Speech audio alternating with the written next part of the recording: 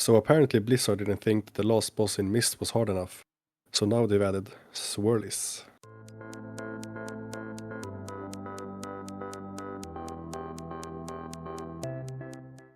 Yeah, so I guess they haven't really added a mechanic to the boss, but they've made it so that you can see it at least. I mean, that definitely is added a mechanic, right? Yeah, I mean, kind of. Before it was just like you just, play the boss and you're just happy and you're taking some extra damage and then, I think that's a Fury Warrior take, though, taking some extra damage. Like, I'd imagine most classes just die, right? Yeah, but I think actually, I guess, is it the... Honestly, I don't even know which one I think it's the... Is it the pools or is it the... Is it like the pool on the ground, Oh, right? no, it's Or the pool on the actual ground. It's not the swirly in before the pool. Yeah, I'm not sure. Yeah, I'm not actually sure, honestly, which one it is. But I think it's the pool on the ground, actually, that they fixed now. Yeah, that makes sense. Yeah.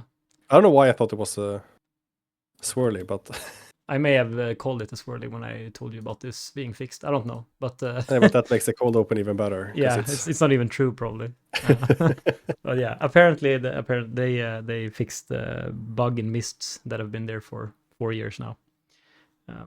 But the fix is alleged. I guess we're not not confirmed. We haven't confirmed it 100%. So, but Blizzard is confident. But as we know, sometimes they're wrong. So that would make sense. But I guess that kind of leads us into talking about M+ a bit. We've had, is it 2 weekends now of MDI? Yes, the second weekend concluded yesterday. Right. I mean, it feels a bit empty without Echo, right? Yeah. I feel like previously you sort of had faith that Echo performed close, if not the best out of all teams, right? So you could look at them like a shining star. And now, like, Mandatory is obviously the reigning champions, but it was a tight finals, and I still have more faith in Echo's performance than Mandatory.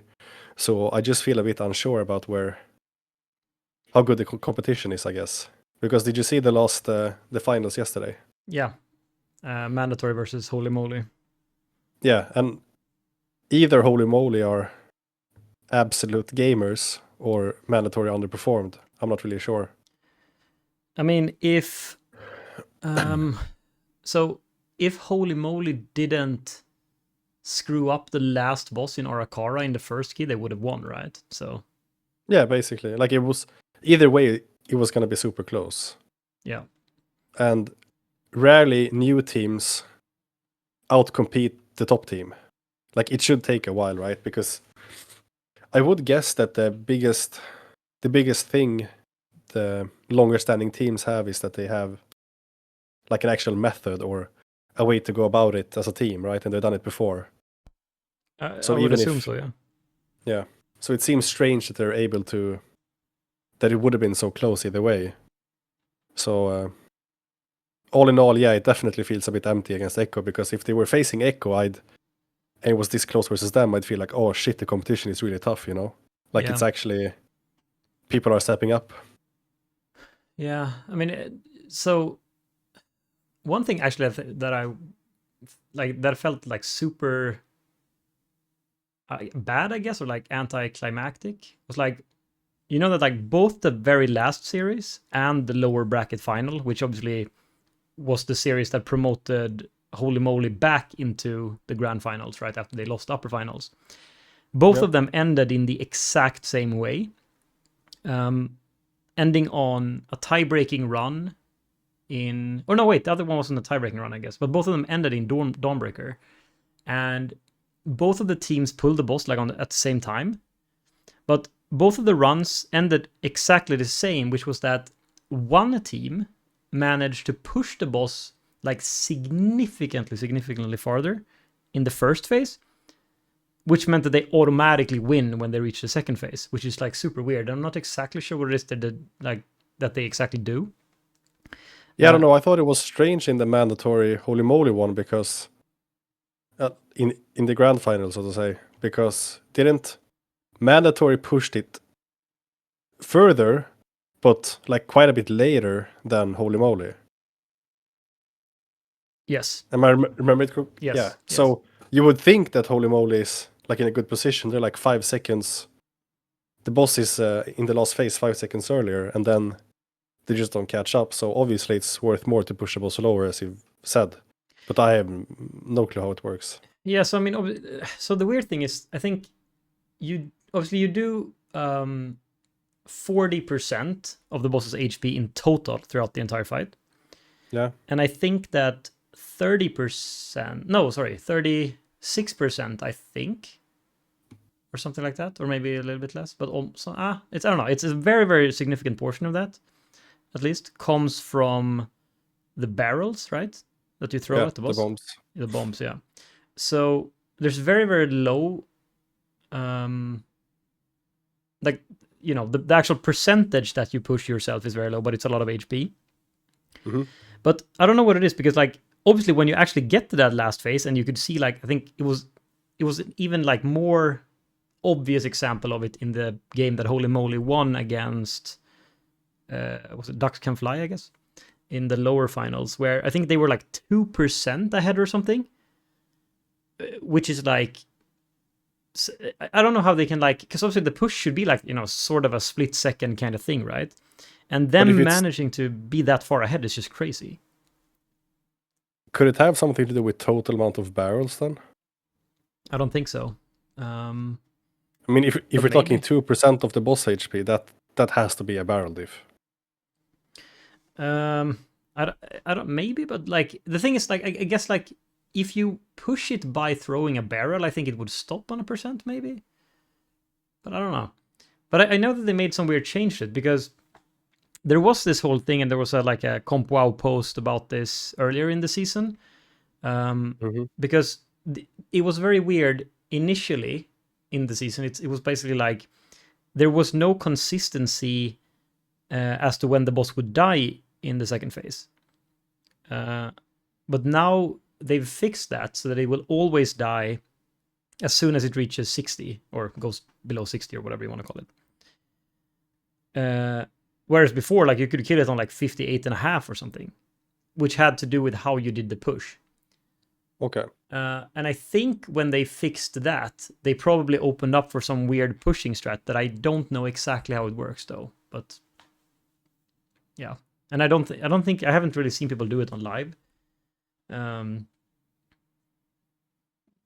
So yeah, I don't know. I don't know if it's complicated or what, but I guess it has to be relatively complicated, because otherwise all the MDI teams would nail it, right? But apparently they don't nail it to the same degree, because it's a very big difference how they manage to push it.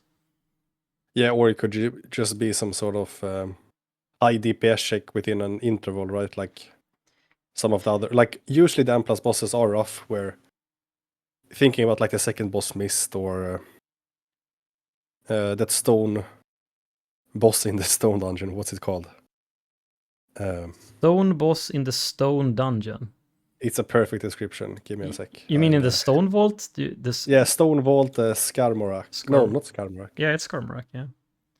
Oh yeah, you want to push that, or I guess the casters are hyping them to push it before it costs the shield, but I don't think it's been done yet, right?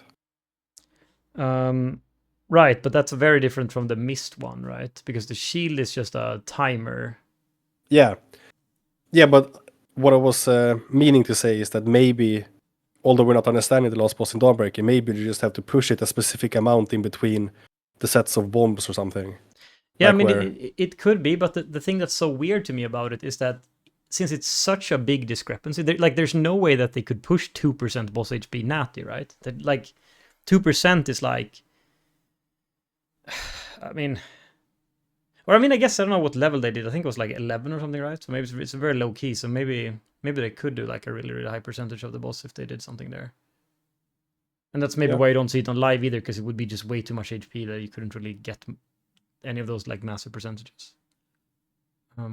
But it's just like crazy given how much time it would actually take to do that much damage in the second phase.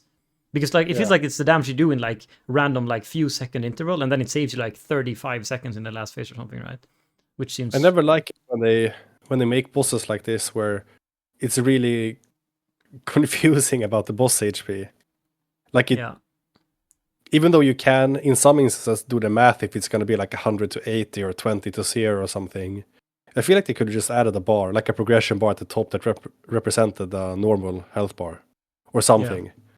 Because even when playing it, I remember in Dragonflight Season 4 in that mega dungeon, the last boss. Oh, Like yeah. you kind of, yeah. like everything from the shield on it to the HP, you just... I remember getting a weak aura specifically for it because it's so confusing to look at. Like you Yeah, it's can't just really just gauge annoying it. to translate it in your head, right? It's just Yeah. annoying. And also, yeah, This one shields must get be the worst super one. weird. Yes, right. Yeah. Yeah, shields, as you said. Shields are horrible. Yeah, really, yeah. It's actually funny though. I was watching the MDI finals yesterday with my fiance, and she hasn't. I mean, she only really leveled up this expansion. I think we did like a bunch of like random heroics, but we never did Dawnbreaker. At least was the point I was going to get at. And then, we watched the last boss in the Holy Moly versus Ducks Can Fly game, and she's like, "That's so weird. What? You don't kill the boss; it just flies away, or what?" And this is like so weird. And I tell her, "Yeah, but it's it's a boss in the raid, and then it starts to 60%." Then she goes like, I really like that. Oh, that's very nice. I really like that. And she just got completely turned around. It's like, oh, this is amazing. Such a cool continuity or whatever. Yeah, and that's good at least, I guess. Yeah. But have you? I understood from the casters, maybe it was from watching the Gingy and Maris co-stream, that people are... It doesn't seem like the teams are liking Dawnbreaker or calling it coin flippy, or in some way, I don't know, talking about it like it's a meme dungeon. I guess from a competitive standpoint. Have you understood any of that? I don't know what the casters refer to, maybe, but well, I have a theory. I don't know. I don't know like the specific example, but I think one thing is clear is that it's one of the worst dungeons for the MDI, because it's kind of like if Violet Hold or something, or Black Morass or something was in because it's like when you look at these people do it in the MDI, you do the same route that you do on live in high push keys, right? Because there's no way to... I mean, there's really no way you can speed it up, if that makes sense, right? Like you're artificially gated everywhere. Obviously, like at the very, very start of the dungeon, the very first pull, yeah, you can probably drag those from downstairs up on the ship, probably save one pull there. But then you're forced to fly to both of the sides of the ship. There's nothing you can do about it. You have to play those as is, and then you have to play the boss solo, right? And then when you fly down, I mean, of course you can pull like a bunch of trash extra, but the problem is that since you kind of have to kill all the mini bosses, there's no point, because you have to pull almost no extra trash outside of the mini bosses to have enough trash in the dungeon. So from that perspective, it's very weird, and there's like almost nothing you can do to speed up the dungeon like MDI style. Which kind of boring, I guess. And then the whole coin flipping thing, I mean, maybe it is that last boss push thing, which seems very weird. But also, I guess what ended up happening in some of the runs was that they do basically two very scary pulls where they pull a lot. So really the main difference from live, I guess, is that they pull the first and the third mini boss, or well, I mean, technically there's no order to them, but that's the order most people play them. They pull those with a lot of trash that you usually pull separately, even though you usually pull kind of those same mobs on live. And that is kind of risky, I guess. And like if one person dies there or whatever, then that's kind of it, because there's really nothing else that can go. I mean, like, you're not going to wipe on the last boss, right? You're not going to wipe on a boss in a +11 in MDI, like when you play nothing on it, right? So yeah. So I guess it could be something like that. Yeah, maybe it's just how you can't really do anything with it that they were referring to. I'm not sure if coin flip was the right way, and now that I think about it, I think it was Maris and Gingy's co-stream where they were talking about it being, or they were talking about someone competing not liking the dungeon. Yeah. Have you been watching the co-stream, by the way? No, I only watch the mainstream if I watch them. I haven't really watched that much. I used to watch a lot more, but I tried to watch most of the final day or final games each week at least. Oh, okay. I think I really like the co-stream meta going around in gaming. But it's just other people yapping over the commentary, or Yeah, they always have the commentary on, I think, and I'm guessing that's because of some agreement, right? And I would assume that like Blizzard or Riot or whoever might not really care about the amount of clicks they get to their stream, because I'm guessing the majority of the revenue they're supposed to gain, at least for other esports, is from the advertisement right on the screen, right? Like not necessarily the ad revenue or something from Twitch. yeah, I But mean, if it, yeah. yeah, sorry. No, I was just gonna say. I mean, I think obviously as long as they can count those co-streams into their Yeah, contract or whatever you want to call it, right? Then it's fine. Then it doesn't matter. Because obviously all of those viewers are going to someone else instead. But yeah, as long as it's clear, like, these people were actually co-streaming this, so we can count this as the MDI viewers, and then people will see that when they say these were the number of viewers that the MDI had. Yeah. But all in all, I think it's been great because you can often watch, like, if you're gonna watch a co-stream, I'm guessing you're gonna watch some other pros looking at the stream, right? And not that I have anything specific on mind that Meres or Gingy have said, but it is a lot more interesting to watch them watch the tournament, and you hear the casters, but you also hear what they're thinking about, like in terms of count and whatnot. And even though you have Ratnos and other people that are very competent and know a lot of the game, I don't think it's their job to talk about it in that detail, right? Like Gingy and Meres are just allowed to say whatever they want. They're just co-streaming. Yeah, I think obviously the main broadcast is a lot more. I mean, it's supposed to be Fiancé welcoming friendly. for. Yeah, exactly. It should be like for whoever wants to watch it, right? Whereas obviously, yeah, if you co-stream, you can talk on whatever level you want about what's happening. Yeah. So yeah, that's definitely true. And yeah, I mean, to be fair, like sometimes they have really weird takes. I don't want to. Maybe I want to flame a little bit. I don't know. I don't know. I'm just really angry that they don't have Doa anymore, man. I really didn't like. I don't remember what her name. Rook. Not. I don't remember. But the girl who's the host now. Oh, okay. She was like Doa. Like, it was weird. Like last few seasons, Doa was like the host, and then 1 week or something per season or whatever, she was the host or something, or I don't know. But now they have her all the time, and I don't know. I kind of feel like, I guess technically I don't think either her or Doa really play that much WoW, probably. Like, because I feel like they're more of the host, right? I don't think their takes on usually are very weird, like on WoW. But I don't know. I just kind of like Doa, so I'm a bit sad that he's out. Yeah, okay. Yeah, I think like the host is the most flexible role. I don't think the host has to understand anything else but how to steer the other casters in the right directions. And I'm guessing they're getting fed some information as well, right? Yeah, I just heard. I don't know. Sometimes they try to say things, and then they say it in a way where the only way that the other casters can't make it super awkward is if they say, "Oh yeah," or something, even though they just said something Okay. that made no sense. I'm like, why are, like, you almost want to scream, like, "What are you saying? This doesn't make any fucking sense." But I understand that, of course, as the host doesn't necessarily know that much about World of Warcraft, right? But Yeah. and it's probably Yeah, I hard think to you should find, give. hard to find that So- kind of person. Yeah, for sure. It sounds like you should give co-streams a shot. Yeah, You just hear very passionate players talking about it instead. yeah, yeah. Maybe I should. But then the other people are gonna be talking over. I don't know. Yeah, maybe I'll give it a try. We'll see. Have you been liking the MDI so far? I haven't really watched that much. As I usually watch more than I have now. So I don't know. I mean, it's probably okay. I do feel like it's probably not as high quality as it used to be.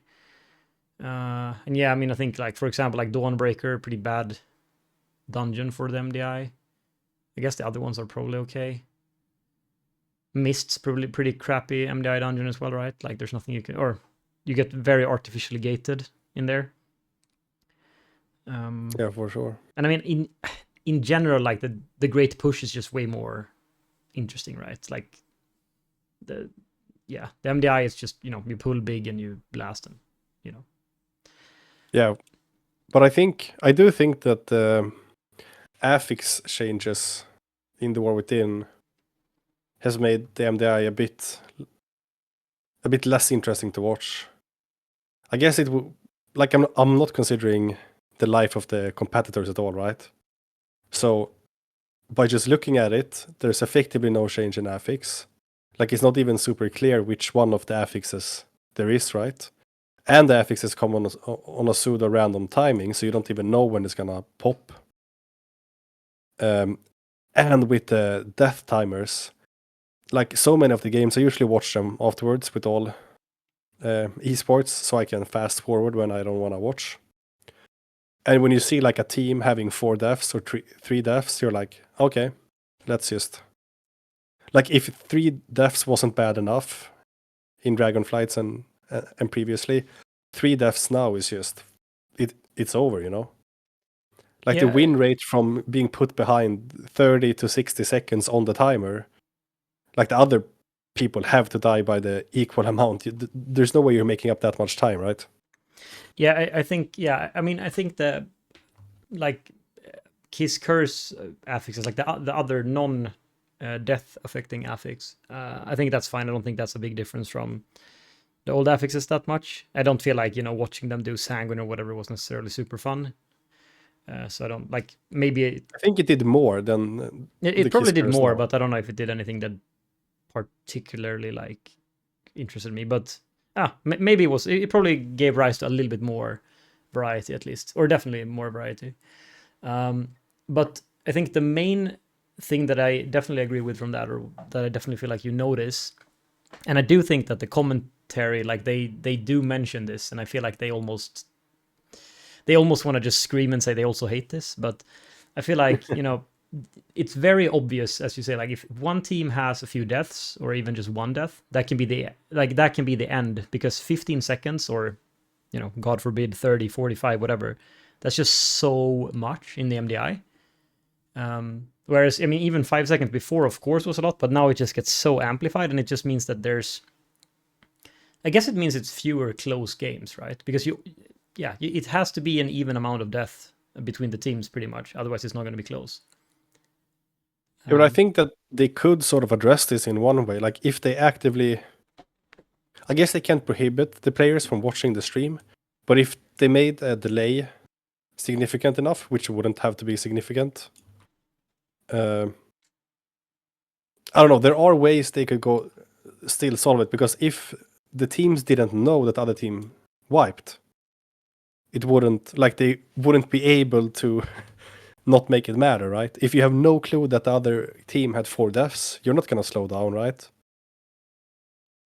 I feel like this is also something that might have a negative effect on this specific situation, where you feel like when one group gets too ahead, they can quite comfortably play out the dungeon, because obviously they have a path, but they have more risky and not risky pulls to do.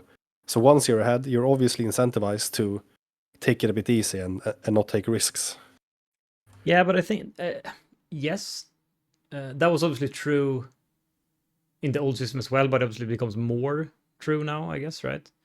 But I think that, or what I've heard, I never tried to do like the MDI style things, but what I heard, like, from whenever people asked about this, is like, why do you risk it when you're already ahead, or when you know that the other team has wiped or whatever? And I think a lot of times people just say like, you know, this is what we've practiced, and otherwise it's going to be weird, because now we have our cooldowns here, and if we change something now, we're going to offset them for the entire rest of the key, and then we're going to have to do all other pools changed, or we're going to have to do this other pool that we haven't practiced with no cooldowns, and that might pose a random risk now or whatever. So I think a lot of times they just end up not changing it anyway. Of course, it's like if you're like at the end of the dungeon and you would have done like the last boss plus a bunch of trash, maybe you just skip the boss or something. I mean, sure, there are some adjustments we can make, but I think a lot of times it just ends up being that it's too complicated or too weird to actually have any form of adjustments like on the fly like that. Yeah, well, okay. So to provide a counter argument to my argument to myself, I feel like the upside, it is difficult to adjust, but maybe more teams have tried more risky strategies and they've sort of gone back, or they've ended up on the strategy that they're using for their main runs. So the team behind could, I guess, in theory, try and do riskier pulls to catch up. But more often than not, it looks to me like they're not going to do that. They're sort of just playing out the dungeon, hoping that the team ahead of them will wipe. So I don't know. I just, as you said, this 15-second thing, I think just makes the same issue a little bit worse, where maybe they don't adapt super much, but surely at least the better teams can adapt on the spot. And at least to the extent where they've surely practiced different pulls, I guess, and landed on one. Right. Yeah, I mean, I think there's like room for anything there, but I guess the consensus is just like, I think the death timer thing being 15 seconds is not fun in the MDI probably, and it's definitely not fun on live. And I think that it shines through in the broadcast. I think that the casters, when they see the deaths, like I feel like they're kind of negative towards the concept, and I think rightfully so, because I just, even though I understand now they did this whole thing where they added another, what was it, 90 seconds, I think, to all the timers. It just feels so bad. It doesn't matter how much extra time you have. It just feels so bad to see that you lost 2 minutes and 45 seconds or whatever, like crazy number. You just you just got penalized that amount. Like it just feels so bad. But have Blizzard addressed this? Have they responded to the upset people? I don't think so. I don't know. I haven't really seen many.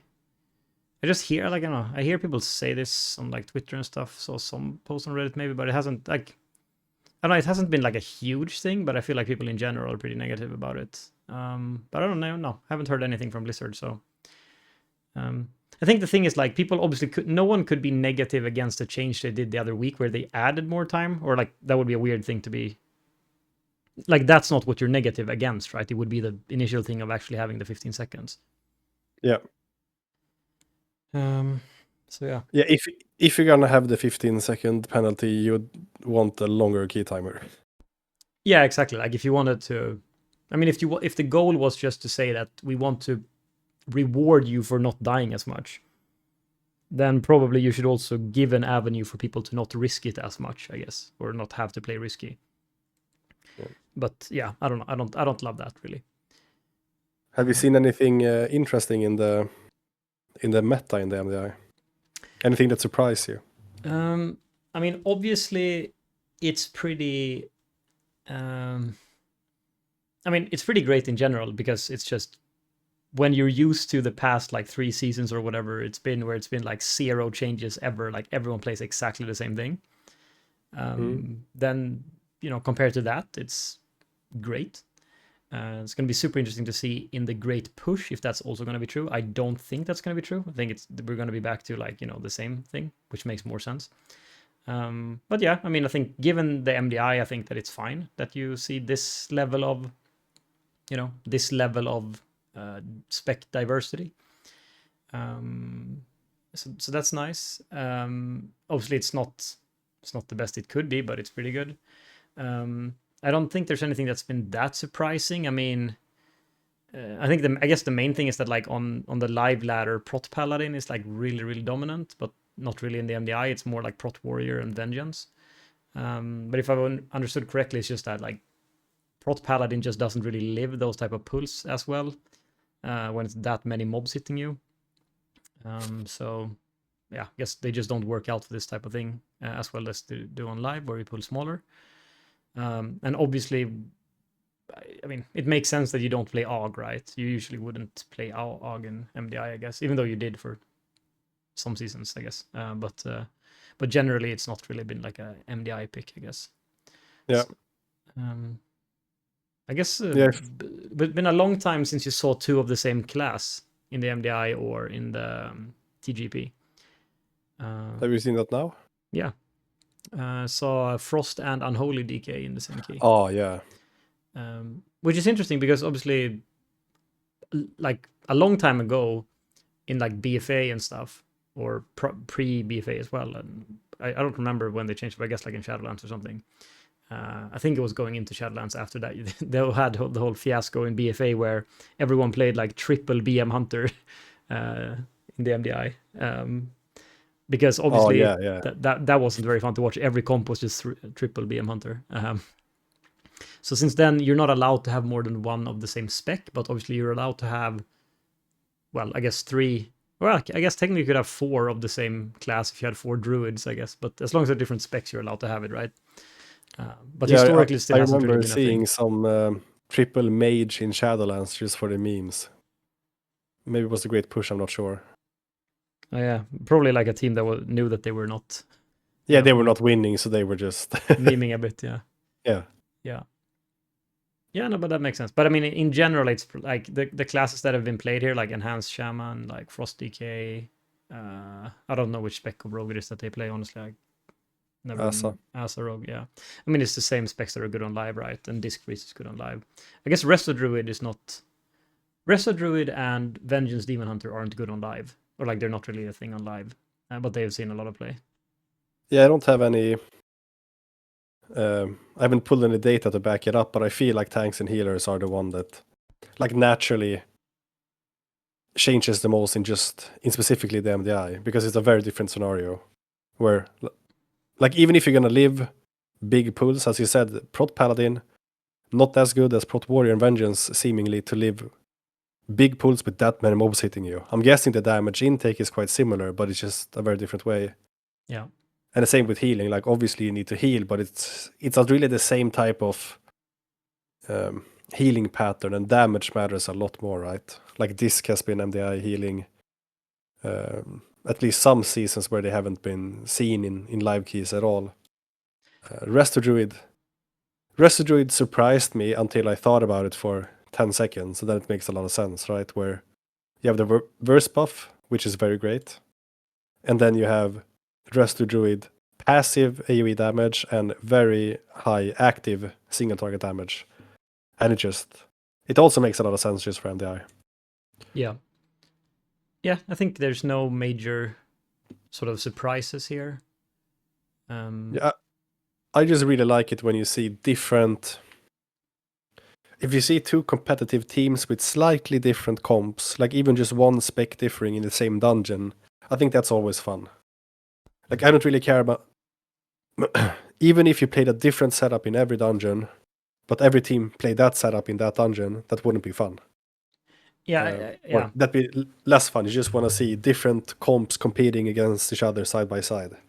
I mean, yeah, I think the main thing that isn't fun is when both teams are doing the exact same thing throughout the entire dungeon, and then on the end it diffs 5 seconds or whatever. Or I mean, if it's 5 seconds, maybe it's a bit interesting on the very end.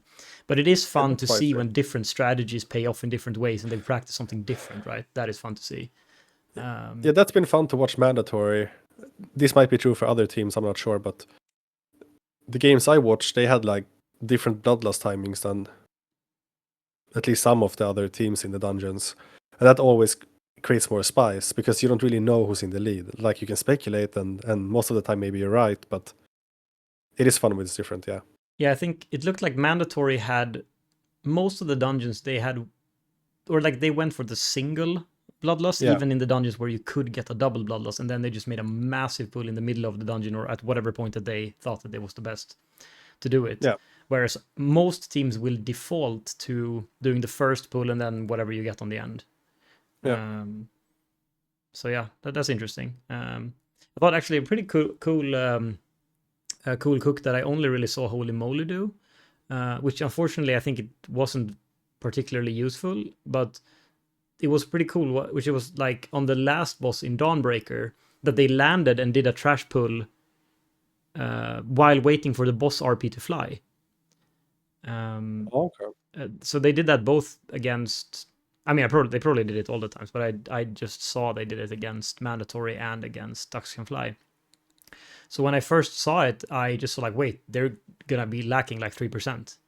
But then Dratnos said something on the broadcast that like, it's fine, they're gonna land and do something in between, and I saw them just do it.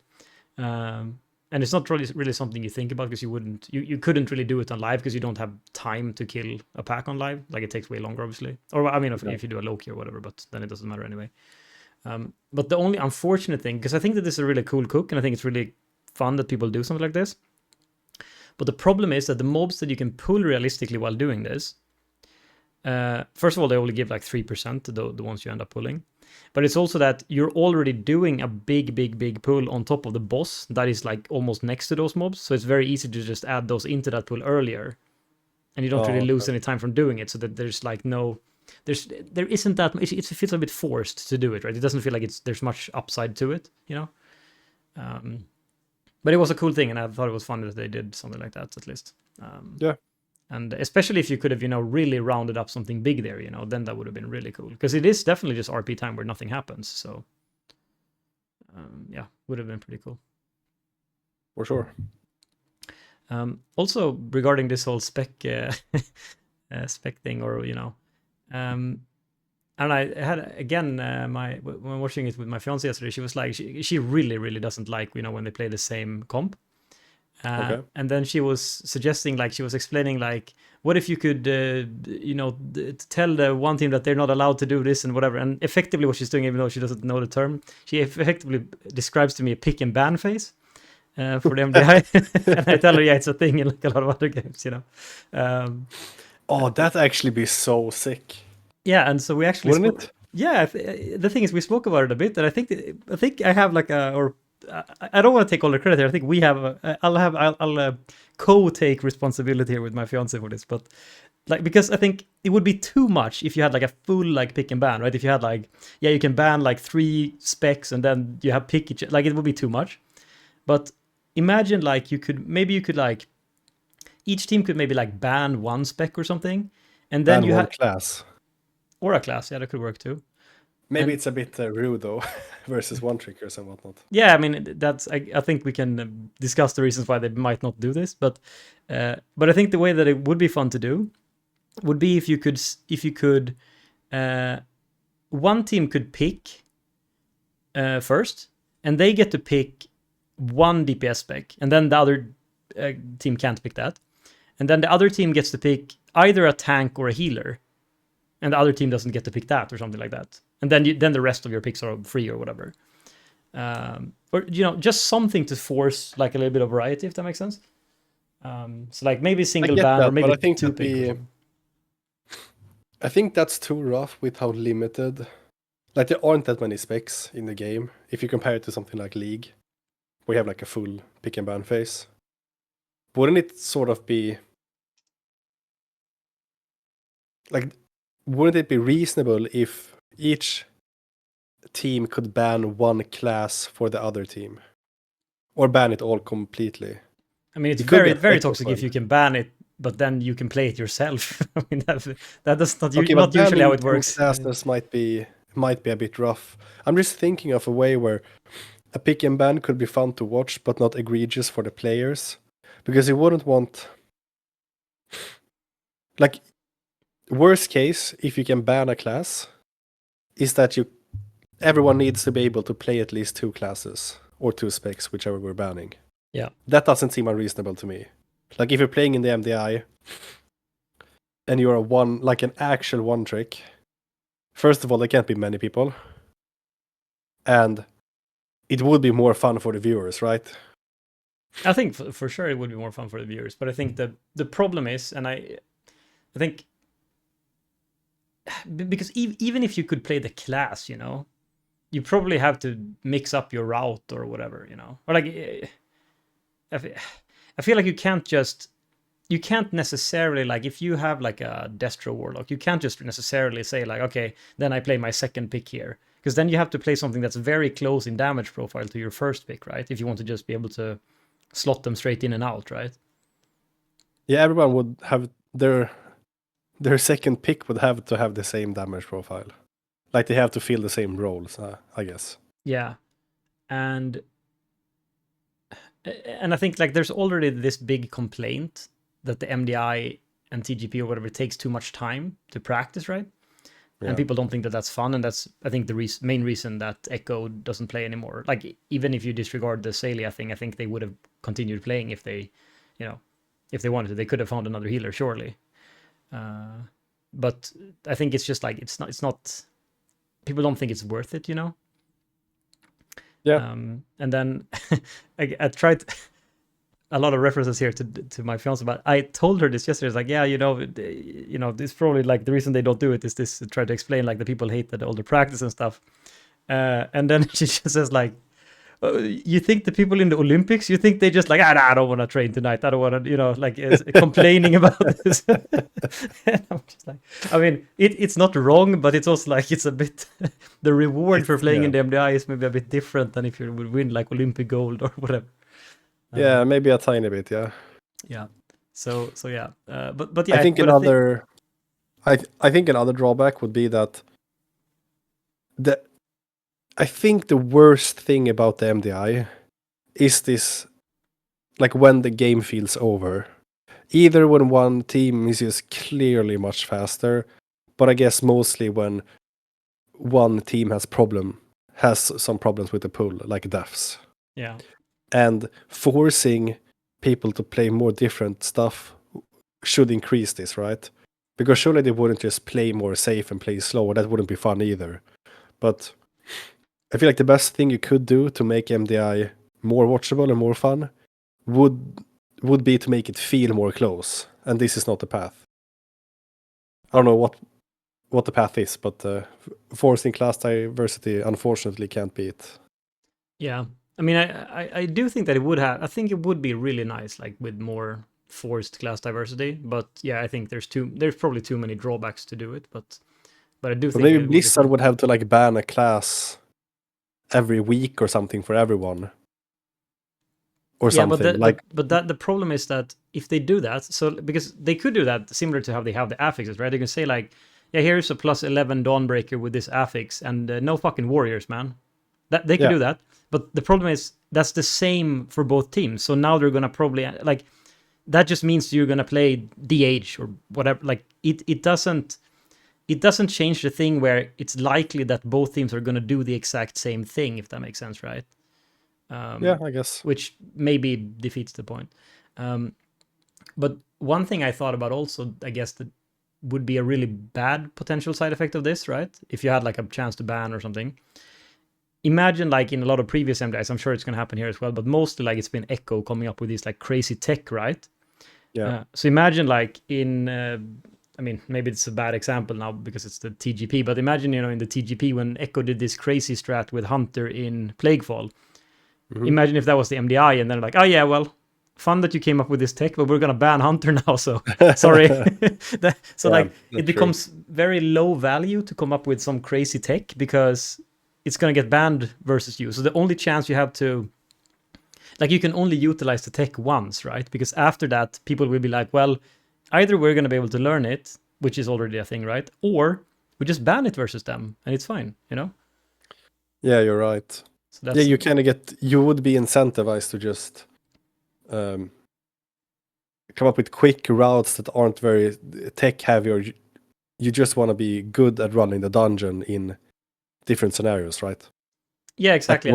You'd value flexibility to some extent. Yeah, and I mean, probably what would happen, I guess, would be anyway that people would be like, okay, so they banned this DPS class or whatever from us.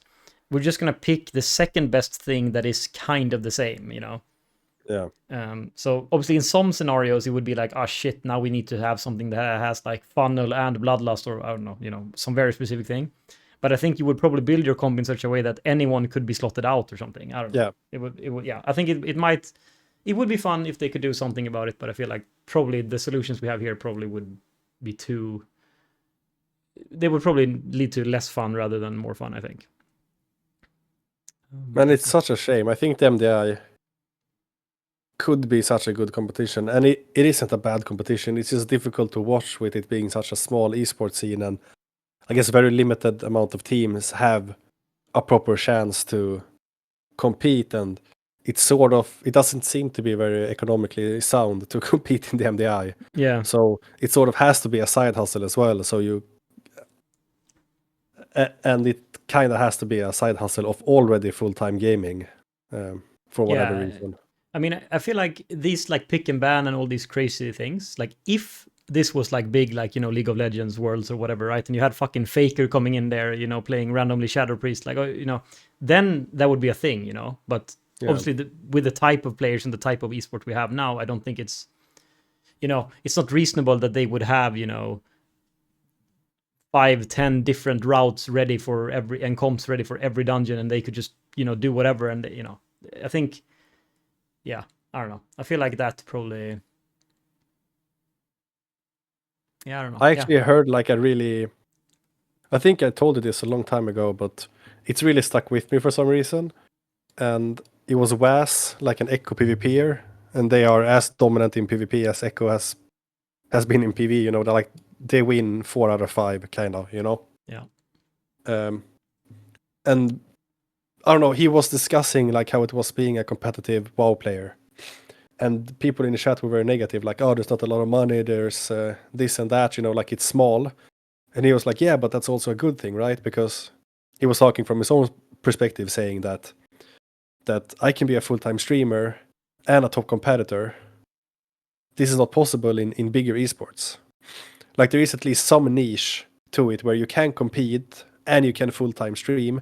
And I'm guessing there's way more longevity in streaming than there is in competing, quite inherently, right? Right, yeah. So I think it would be a good thing for the WoW scene to be more competitive and have more money in it. But at least there's like an interesting spot for these games that aren't the biggest, but still are big enough that some people can live on it, but everyone can live on streaming, or everyone who makes it streaming. Yeah, right. So at least there's that, but I feel like it's disproportionately sort of advantageous to be a semi-professional in WoW and not working. Because most of these things, especially M+ and Raid, like time is massive. Like I can't see you competing by just, like, let's say you're a consistent top end pusher in M+ retail. How are you gonna compete in the TGP after work hours? Yeah, like, there's no way, right? Nah, that's probably very hard, right? I think it would be hard in other games too, but I think it's more possible in something like Arena or League or whatever to be a really high competitor in the semi-professional league, because it's not as, like, your skills are grind dependent, but your strats aren't, not in the same way, at least.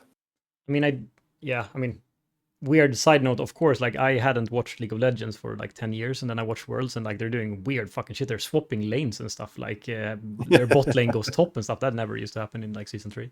But yeah, I think in general, like that probably didn't happen overnight. That was probably like a very gradual, you know, thing that happened over many years. But like I think the thing is that in the old system where you had the same dungeons and entire expansion, I think it's probably more possible that, you know, dad gamers gaming after work, they could probably have done it, right? But now when you have new dungeons every single patch,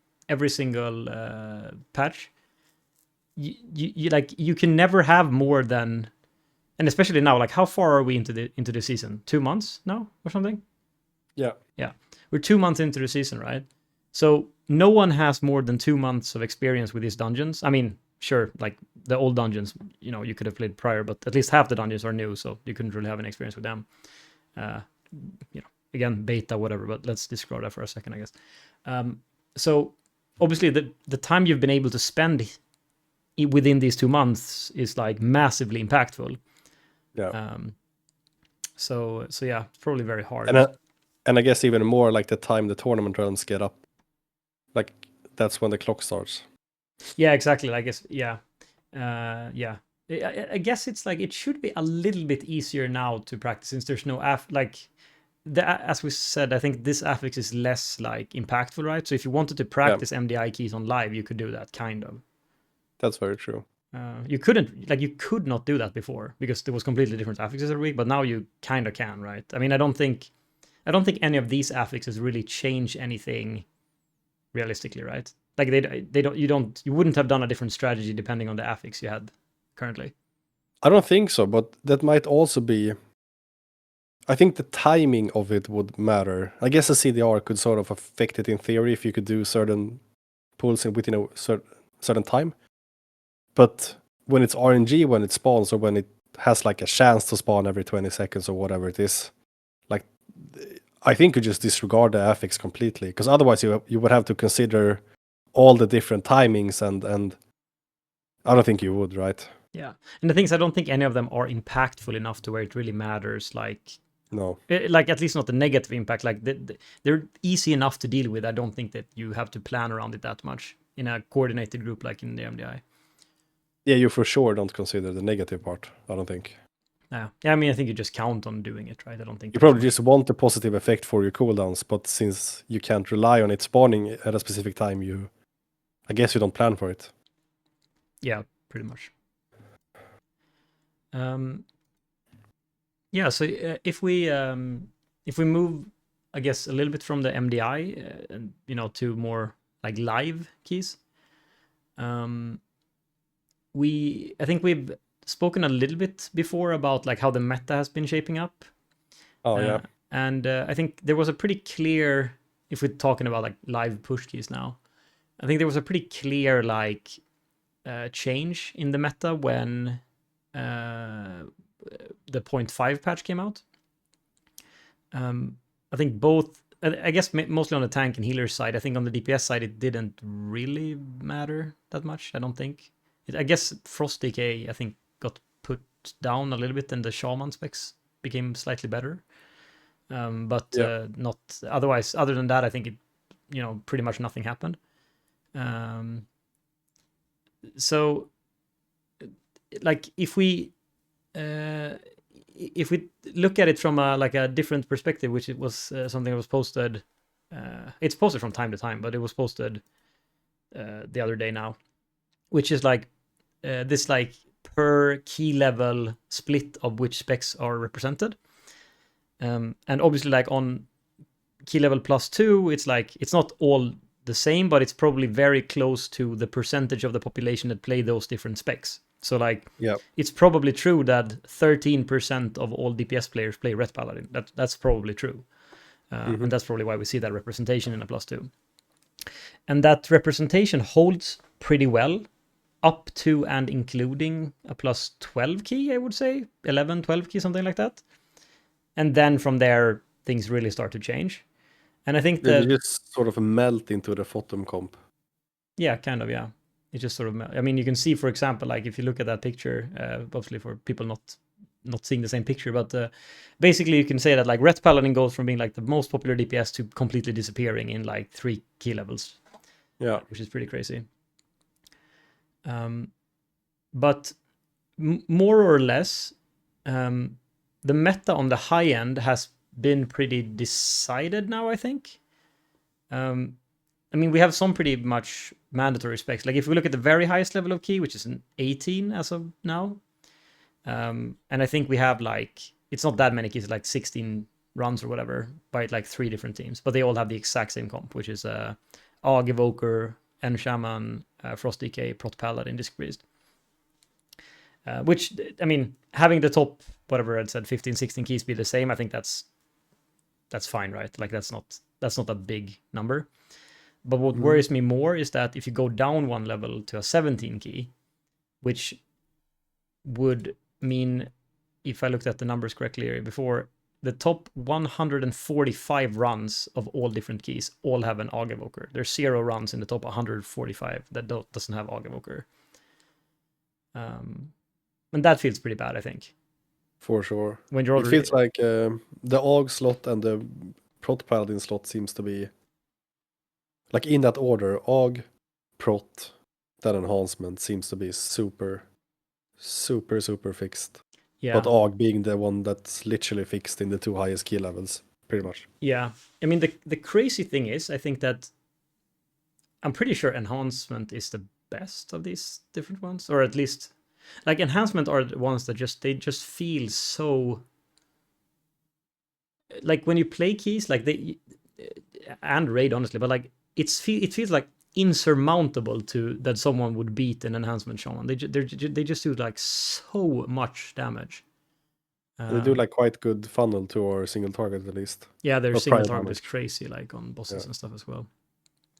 But I guess it just become like AUG is just fundamentally too good in keys, right? It's just I don't think that they're doing the most damage. I think they do surprisingly high damage if the like you know the little plugin thing, or it's not even a plugin now. I think it's default on details, but like the the like transparent bar of Yeah. AUG.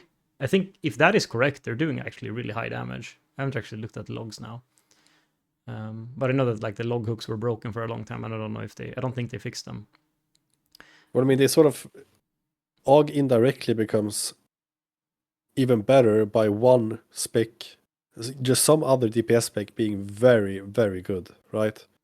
So if enhancement shamans are the most broken DPS spec in the game, Yeah, and you can just toss in an AUG, even if AUG was tuned quite decently for the average DPS of the top 5, if one of them are above the others, AUG will be notably better. yeah, yeah, exactly. Like because AUG just like scales with whatever else you have in the group, right? It's just and but it just I guess like the reason why you see them is that fundamentally you're not gonna live an 18 key without an AUG. I guess it's just especially when you play Prot Paladin, because Prot Paladin has obviously taken over completely. They're like 100% on the 18s, 95% on the 17s, and then going down from there, but very high representation. Yeah. And I think that I don't think they could live it without AUG. And I think that these changes they made now, where they said like, well, you get another 90 seconds. I mean, obviously that incentivizes AUG even more, because now you can go slower. As long as you don't die, the timer Yeah. isn't really. I don't think any of the dungeons. Yeah, I don't think any of the dungeons have a tight time. Like, yeah, I don't think any of the dungeons have a tight timer. I think I can say that. Whenever you've depleted a key, it's always been because you had like a lot of deaths or something, and you can see the timer being like, well, you lost 2.5 minutes to the penalty, you know. So I think that that's pretty awkward. Do you think that's what edged out Prot Warrior, that AUG doesn't really help a weak spot of Prot Warriors, but does help Prot Paladin, and then other reasons a Prot Paladin is good is just now better because they live? I don't know. I think Prot Paladin. I think they do a lot more damage than Prot Warrior. Okay. And also, given that you need so many kicks and that stops don't work in the same way, obviously that very strongly incentivizes Prot Paladin, since they have so many kicks. Given that they have Divine Toll and Avenger Shield, plus obviously Rebuke. So I think that they just slot in very well there, and especially because at the same time as Prot Paladin got in, or whatever you want to call it, Disc Priest also came in instead of Resto Shaman, and obviously Resto Shaman has the best kick in the game, and Disc Priest doesn't have a kick. So that further amplifies the need for more kicks in the comp. And I mean, you already have a DPS Shaman as well, so you couldn't really get better kick there. And if you have the DK, Frost DK, which mostly you have on the higher end, then you already have another melee kick as well. So if you want more kicks in this comp, it's either like get another melee instead of the AUG, or get a Prot Paladin pretty much. So I've been actually wondering how dependent Disc is on the Prot Paladin. I haven't played Disc in PV this expansion, but design-wise, Disc's weakest link is spot healing, right? It's always been. And Prot Paladin has been the tank that provides good spot healing previously to the extent where people have been able to do really high keys, but there's a Prot Paladin as the only sort of healer, right? Yeah, So I'm not actually sure if the prot sack and the prot off healing is helping the disc out, or if the disc is just standalone strong enough. I don't know how much it helps, but I do know that Prot Paladin actually has a lot of mana issues, so I don't think that they can overtly off heal, Okay. or even that much at all. Yeah, I've seen the paladin drinking memes. Yeah, so I don't think that. I mean, surely they help. You know, obviously they heal the group more than a warrior would or a DK or whatever, right? But I don't think that they heal that much because, you know. Well, you only need help with like very specific single target throughput mechanics on bosses or whatever, where yeah, you wouldn't have enough throughput for that one person, or you don't have enough pain suppressions, or Yeah, so I think like whatever. if we're talking about, you know, short like bursts of healing rather than like I don't think they could help you on like a rot fight, you know, but I feel like they can probably help you like on like overlaps or whatever, you know. Yeah. So that's probably how. They're more how like one player takes a debuff for 7 seconds on the fight, you know. Yeah. Because that seems nice. I can't remember if Prot Paladin was the tank the last time Disc was meta. Do you remember in Dragonflight? When was disc meta? Season 3, I think. Disc was meta in season 3. I think Disc and the Resto Druid. Okay. Maybe I'm Well, I mean, in misremembering season this 3 and different. season 4, it was Vengeance Demon Hunter that was the by far the meta tank. Oh yeah, of course. Yeah, then maybe Disc was played without a additional spot heal helping. I don't think Disc was like meta like you see on this graph, but I remember in one of the more balanced seasons, Disc was played a lot in the high end. Yeah. I think it was season 3. Yeah, because so I think one thing we can mention here, because when you say like the high end, we're talking about the actually really really high end, because obviously now we're talking about mainly about like 18 and 17 keys. But the current like 0.1% cutoff, I think, is just below or around all 14s timed. Oh, okay. So it's like we're quite far ahead of that. And obviously, if we look at the representation there, it actually looks a lot better. And then, as you can see on that level, Resto Shaman has more than twice the representation of Disc on the 14 level. That's also difficult, right? Because Resto Shaman was good in the beginning. Yes. But yeah. Yeah, they were. But you can see that if you go lower, below that, Resto Shaman actually goes down. But I guess that makes sense. I guess because it's more like just the spread of whatever people play. But I have another graph. I don't think I sent that to you before. I can send it so you can have it as well. Maybe we should start pulling up the graphs so people can see as well. But this was afterwards, maybe. Yeah. Maybe I'll be an editor at some point. We'll see. But yeah, what I'm linking to here is just this is just the data currently now for people who are in the top 0.1%. So we can see here that the meta looks a lot more, you know, fair. You know, this looks a lot better than what we're seeing on the very high end. Yeah, so just to tell everyone what we're seeing, then we can see in the tank department we have Warrior on 35 and Paladin on 44%. So that's kind of even between themselves. And then we see Druid 10, Demon Hunter 3.8, DK 4.5, Monk 1.3. So I guess all those 4 are a bit underrepresented, but mainly no one's playing Brewmaster. Pretty much. I think we can link these as well. So it's easier, like people can pull up. We can put them in the description on YouTube. I don't think we put them in the description on Spotify. I think that's weird, but on YouTube we can put them at least. But yeah, I think as you say on the tanks, it's pretty even. A Prot Paladin is slightly ahead, but I think a lot of this is also like kind of legacy, right? Where Prot Warrior was the best tank before, so they still have. Yeah. I think by the end this is going to shrink for Prot Warrior a lot, right?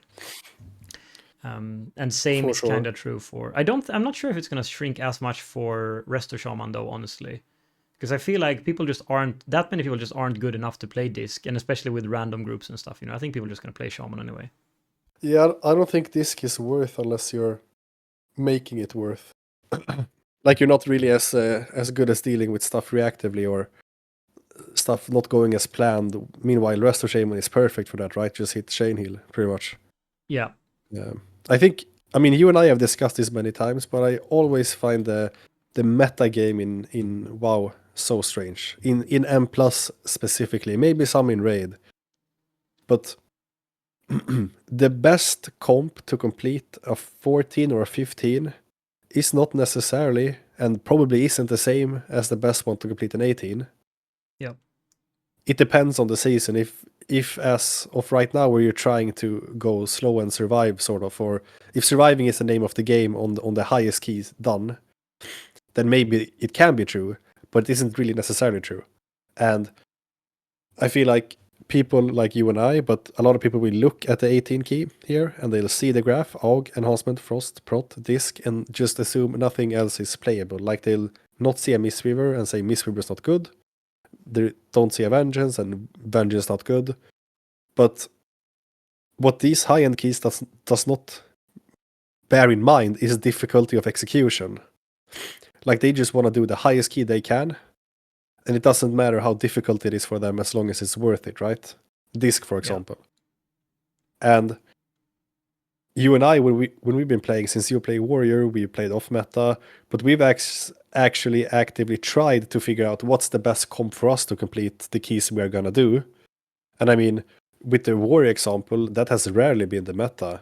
Like maybe most seasons you want to fit in like the best spec. Like, okay, let's grab an enhancement shaman, right? Yeah. But then the third DPS or the tank or the healer is not at all necessarily the meta one. Like for you, it's usually a rogue. Like you want another low target good spec, right? You want an outlaw rogue. You get Shroud, you get another sort of even, at least historically with Fury Warrior and Rogue, you get an even DPS curve, and you can just one pack by one pack go through the dungeon, and you don't have to pull 2 packs or 3 packs. And yeah, you know what I'm saying. Yeah, I mean, but I find it you really want to play to interesting your that strength, basically, right? Yeah, exactly. And not have any unnecessary weaknesses, like why play disc if you have the option not to play disc, if you know that disc is very good when you have momentum, when everything goes as planned, right? When you're mitigating and you're doing the correct stuff. But since you're not actually gamers, or you're not playing all day, all night, same team, just pick a healer that has really good reactive healing. Or pick a healer from a person that seems to be good at the spec, not a reroll disc. Yeah. I mean, you have to remember, like, the people who play on the 18 level at this point, they're probably pretty good at disc, you know. They didn't just reroll now because they thought it was best. They're probably, you know. Yeah, and the team is good as well, and they practice, and they do a bunch of stuff that we don't do. I know another hot take that we always seem to argue with other people when we've been playing is the first pull of the dungeon. Do you want to talk about the first pull of the dungeon? You mean people want to do crazy big one, or? People want to do crazy big first pull of the dungeon. We need to get the bloodlust worth. We need to do this pull. Everyone does this pull. Yeah. I think we skip this, we see that, and you know. There was a tank that we played with, the random pug key, in season 3 or 4 of Shadowlands, yeah, in Sanguine Depths, who said it. He said it very, you know, in a very elegant way. Yeah. Where he just typed in the chat, "Fuck it, gotta risk it." He pulls fucking entire corridor. We pop bloodlust. We instantly wipe. Damn it! And then he was like, "Yeah, well, we had to risk it. We couldn't time it. We just continue running the key. We lost the bloodlust. We had the full wipe, everything, and we still timed it." So obviously he was very wrong with his. That's a third, or I guess it's sort of the same take. Okay, let's break it down. So I want to flame the first pull of the dungeon, and let's break it down to this is the first pull of the dungeon that the meta comp with the top gamers do, which they've actually practiced. Like you can see the top teams when they wipe to the first pull, they can do it over and over and over again on a live key because the key is depleted, right? They just want to get the pull working. And then they actually need a time because doing an 18, we're doing a fucking 14, you know? Yeah.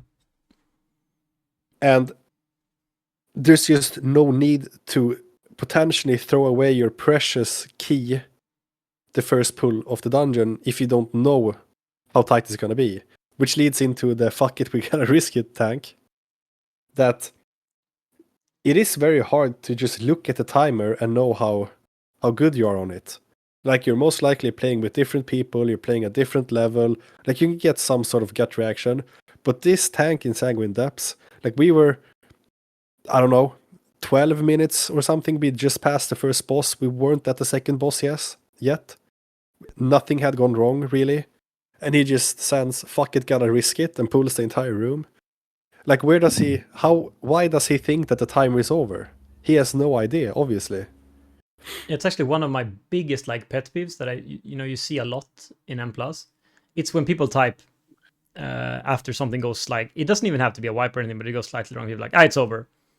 And then you play it out and then you time it with 1 minute, 2 minutes left. And I just want to write to those people like, you're the biggest fucking idiot ever. Why did you type this? Because it's so detrimental to the key when someone does that, or even worse, when they leave. Yeah. Like, I get so angry when people do this, when they obviously have no idea. It's one thing if, people actually know, or if people ask, are we actually gonna be able to time this now, or what do you guys want to do, or whatever, But when someone just like types out an obviously stupid statement that isn't true and it has no basis in reality, and they just try to actively screw the key up, I don't know, it just hits me so much. People have such a bad sense of how you're doing in the key. Yeah. There are like spreadsheets and stuff that people post for this, for like timestamps and stuff. It's not like directly translatable, but yeah. But it doesn't really matter. Just play until it's absolutely certain that you can't time the key. And that's very late into the key, or you've done you wiped several times, right? Yeah, I mean, it all depends on the level, of course, but like on a, yes, I have only really done solo pugging mostly so far this season. So I've done like 14s, so it's like around the 0.1% level pretty much that I've been. Yeah, that's basically the score I have right now. And I mean, on that level, like you can just, if you don't wipe, you will easily have several minutes left. Like if you just like walk it in with like a W route, like it's not tight even with the random bad DPS people you have in the tool, right? When you start wiping now, because of this 15% penalty, like if you have a full wipe, you might be able to do it, but I would say it's probably over. It depends of course, like if you wipe like 2 minutes into a boss, then it's definitely over, right? But like if people just randomly died and you could just spawn where you were or something, then it's probably fine. Yeah. But yeah, I mean, it depends, and I think that I just wish people would lean very, very heavily on not saying anything and just keep going until it's very clear what's been going on, Yeah, yeah, for sure. I think it's, if we can quickly, without being political here, refer to the election that was this week, that they call the states, there's like, I saw like another video completely unrelated to World of Warcraft, but someone was saying like there's 3 actual like breakpoints, and I think that it's kind of the same thing here in WoW actually, when they do this thing where they say like, oh well, this guy or whatever is going to win this state or this election or whatever. And obviously you have the like the what do they call it, like the mathematical victory or whatever you want to call it, which is like, so at this point, like if one person got all the rest of the votes, they still couldn't win. Yeah. And then you have, of course, the even crazier thing, which is to say like, well, when all the votes are counted, then we know for sure. I don't know what they call that. And then there's a previous one, which is what they used to, actually call it, which is called the statistical victory, which is like, given, the variance and whatever here, it would have to take like a miracle. It's extremely unlikely. And that's when they do call the thing. And I feel like it's kind of the same thing in M+, right? Of course, you have the thing where, well, we're already over the timer. So obviously, we're not going to time it. And then you have all these other things as well, where you could say like, well, I mean, if everything goes well now, maybe we could do it. And then you have the last thing, which is like, well, based on how it's been going so far, we're probably not going to time it. But I feel like you should never give up in an M+ key until you are at the point where you're sure that even if everything goes perfectly from this point, we still cannot time it. Which is like, and with margin as well. Yeah. Like let's just be super safe. Like we're gonna be 2 minutes over the timer. Let's call it. Yeah, exactly. Like even if we do like everything super well now, we're still gonna not be close. Then I think like that. So I think that would just benefit a lot of people, and it would just make it would remove a lot of like people being angry as well from people leaving their key for no reason as well. So Yeah, well, people just, I think this entire rant about the first pull or fuck it, let's risk it. Most or a lot of people clearly haven't thought at all about the timer. Like, I think maybe a part of it is that you want to believe that you're actually doing a difficult key, because it is really difficult to do a 15 when you've done that key 10 times in total on 10 and higher, you know? Like, in our situation, it is difficult. But it's not life and death like the 18 keys for the streamers you're watching. And I don't really know why people are just following the meta without thinking. I mean, there is a good reason to follow the meta, and if you can do so without any resistance, go ahead. It's I mean, basically the proven right play, right? yeah, I mean, like fundamentally, you can most likely you play on a level where if you just W the key and you don't have any major things go wrong, you will time it, you know? So there's no point to, like, the main reason that you would deplete any of your keys that you're going to be doing this season is because something went catastrophically wrong. So it's much more important to reduce the chance of something going catastrophically wrong rather than to replicate some, you know, big streamer tech, or to try to be so fast that you have time for a wipe. It's way better to reduce the risk of not actually having that wipe, right? Yeah, and you have to actively think that, can I copy this streamer tech, this insane pull, but we're not playing the same comp? Yeah, Like, and also they've probably tried it many times and all of these things, and they sit all day and they practice it and they do these things and they play with the same people. And here you are in like a, you know, full pug group, and you pull what you saw on the stream, and then everyone dies and you just yell at the healer or whatever. Like it just doesn't make any sense, you know? it's very strange. I think I've gotten most of this frustration from playing with you, because you playing a Fury Warrior has changed the best play of our dungeons quite a bit, right? Yeah. Everything from pool size to comp to whatever. And I remember so many seasons, or at least a couple of seasons, we've realized that since I've been playing a lot of Mistweaver as well, the best class we can get after we get our rogue could be the hunter, right? But no one wants to play with the hunter because they're so squishy, apparently. Yeah. But again, you're not really that squishy in a 14. Like, you can really make a aren't, 14 work. You can make a 14 work. I swear, there's no problem. But I don't know. It just frustrates me that people have no interest in thinking, and we might not always be right. But I think if you think about it, it really isn't that complicated. But you also want to feel like getting the rank 1 M+ title is a super, super, super difficult and not just a time investment. But from my perspective, it's mainly a time investment. You be decent at the game, you put in time, and you try and make good decisions, and you'll probably get it. Like, no one gets the M+ title without playing a lot of M+. I mean, it's like, obviously, how easy or hard it is to get obviously has a very big dependence on how good you are and what you play. But I think in general, like if you just sink time into it and you are actually good enough, I mean, it's not, you know, it's not that hard. Like, it's not, we're like, the title cutoff is always like several levels below what someone else has been doing, right, on the higher end. So clearly it can't be like the same key. It's very different to do the 18 versus the 15, right? Like, it's not even close. Yeah, I mean, it's like what is it, 10% per level, so that's like 35% more HP and damage. That's a very, very big difference, you know. Yeah. And people don't really recognize that. I think when people don't really understand how much easier the key they're doing, you know. But I think a lot of this also comes from, you know, I've seen like a lot of people say this now on Quasi Unplugged, like his interview style podcast. Yeah. Like when he interviewed these M+ people, they give this same advice, which I think is, frankly, it's so stupid. It's such a horrible bad advice for most people. It's good. It's probably good for them, because what they say is that, well, you can't just think about doing the key that you're doing now. You got to think about, pushing this key to its limits, And then they say that you're supposed to. Yeah, it's such a scuff take. Of course, it's a fine take for them if they're gonna play with their team the whole season and they're already playing with them now.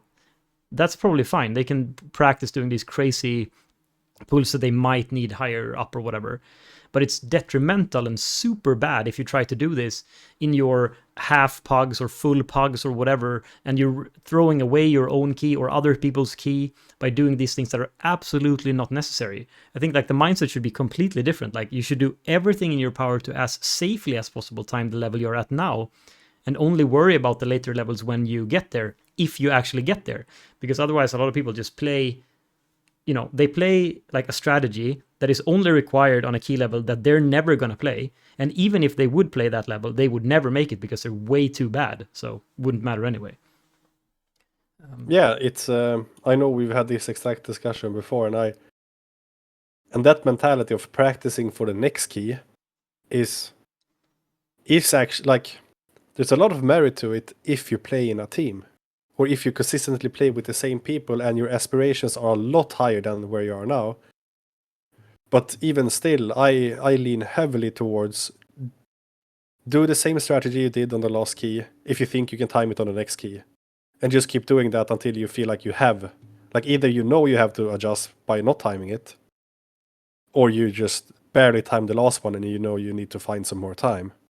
But nonetheless, you want to deplete less keys, as you say, your own key and other keys. You also want to get as much score as you can get so you can get into better groups. There's no incentive to over-optimize. Like never prematurely optimize. There's rarely a point. And for the people, there's a point. For the teams, they know that already, right? Yeah. I mean, that's like a famous saying, right? In software development, like the root, premature optimization is the root of all evil, right? And I think that it probably extends to keys as well. I think that's a very big mistake that a lot of people make. And I think that giving that advice is very narrow-minded. And I think that it doesn't actually help the people that would actually listen to something like that. And I'll say this, it becomes very annoying for me because I run into these people and they try to do this with me and it pisses me off, So I would not back that take. I would suggest the complete opposite. Yeah, same. Yeah, and I would advise everyone to, when people link the MDT, just look at the first pull. Like just look at it and ask yourself, is this safe? And do we need this for time?